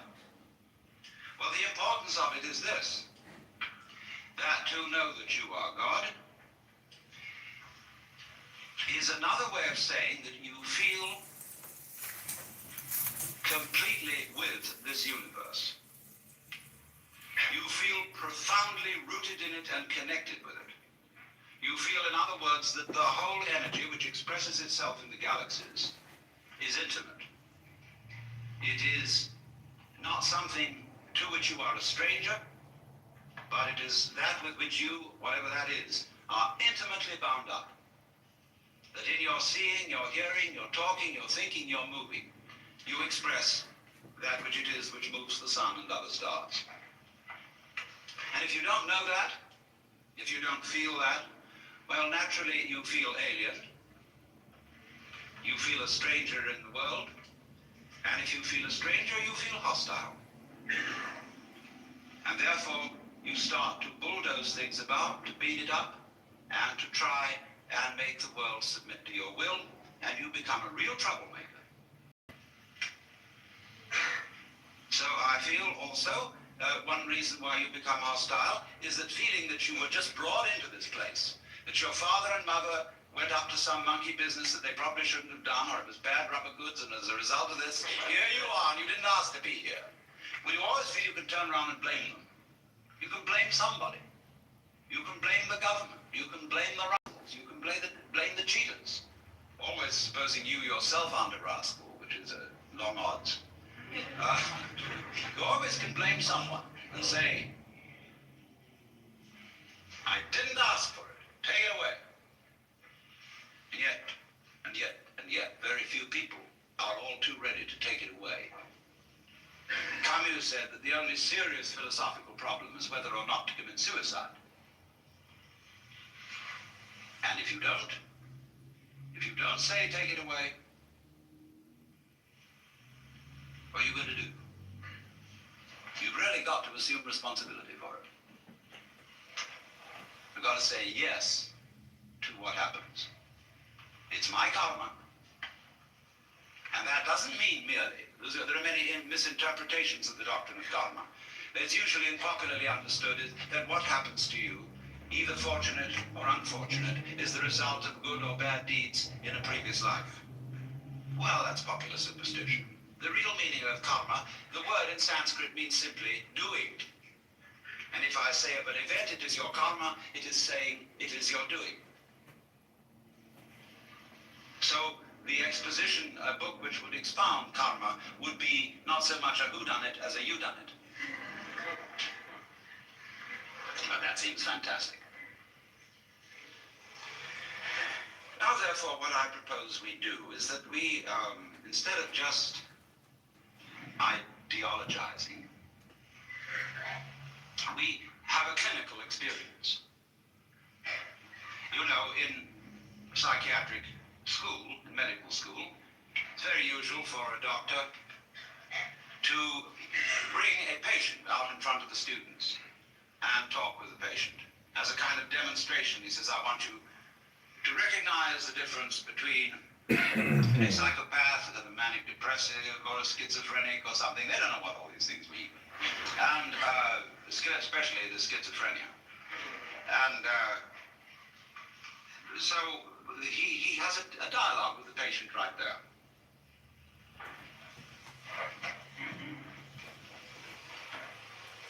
So let us suppose that I'm the patient.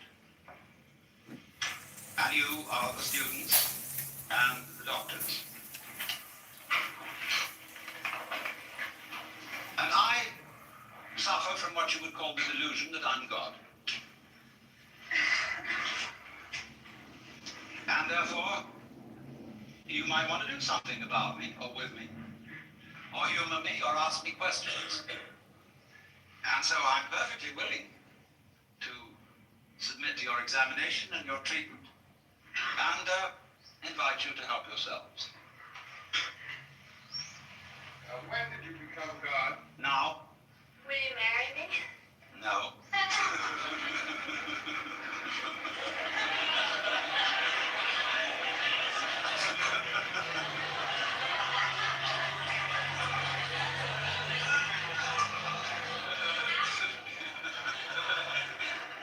Yes. Sleeping is like politics. One sleeps on the right side, and then when you're tired of that, you sleep on the left. When you're tired of that, you sleep on your back. And when you're tired of that, you sleep on your stomach. And it is thus that the world goes round. You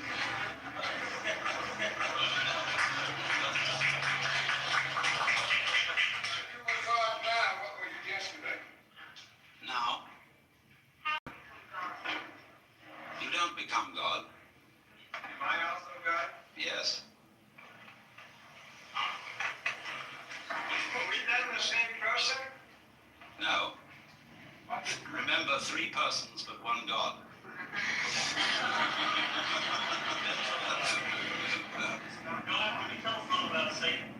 Can I tell you a little bit about Satan?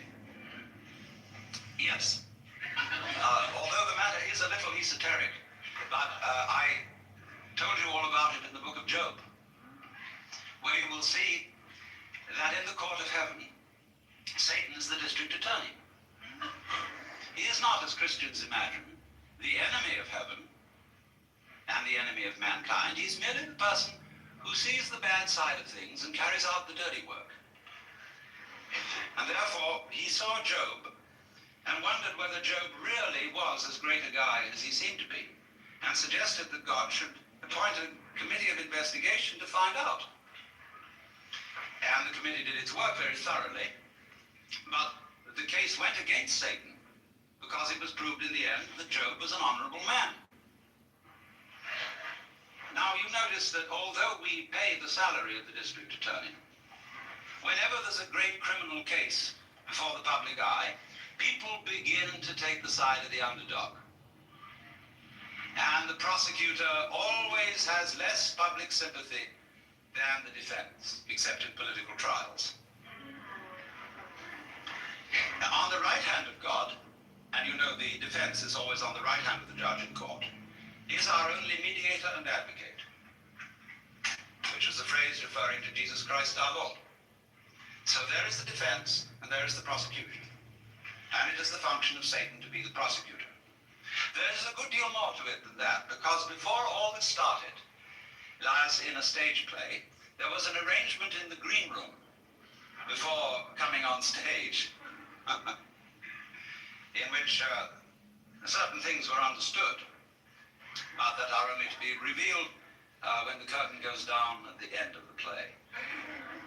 Is Job God too? Yes, but he doesn't know it. Then why do you hide from the sight of so many? Why do you hide? It's for the same reason you're hiding. God, you create man. Yes. God. Who else? What? A man has free will to the extent that he knows who he is. Not otherwise. Where I got it from. Yes. To the extent that she knows who she is, yes. Man has free will to know just what he is, and man is God. Then you say that you are no more than any God in this room, or any man. That is correct. I'm no more God than any of you. Then you only have the power to know who you are. Well, that is saying quite a bit, yes. What is not God?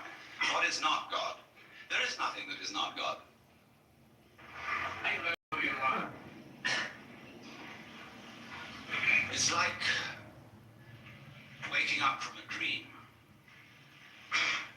After a while, one's experience begins to have what I would call a haven't we been here before feeling. Going round and round and round. begin wondering, where am I going? And to answer that question, you have to try and find out what you want. And so I went into that very thoroughly. What do I want to happen? And, of course, as soon as you ask yourself that, you begin to fantasize. And our amazing technology is, of course, an expression of human desire, desire for power, for what we want to achieve. So I simply set myself to thinking through how far we could go. And so I soon found myself at a great push-button place, where I had a fantastic mechanism with buttons available for every conceivable thing I could wish. So I spent quite a bit of time playing with those.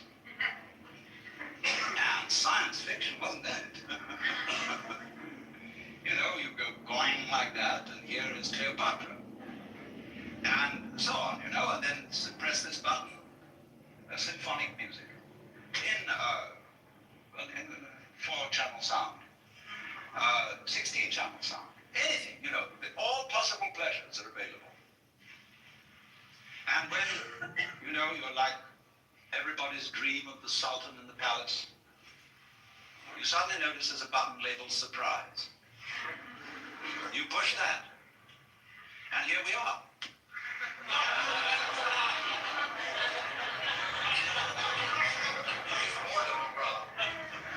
Yes, boredom is, of course, the problem.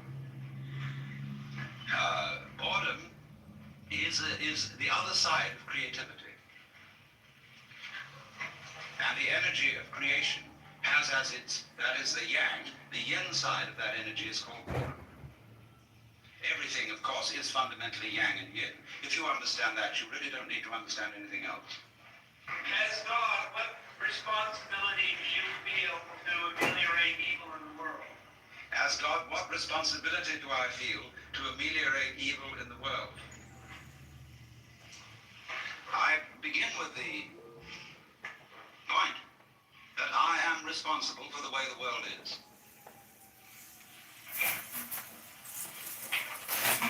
If I couldn't feel that, I'd have to blame somebody else. I'm not willing to do that, because I know that under various changing circumstances, it might be appropriate for me to be as big a rascal as rascals have been. Now, as to improving the world,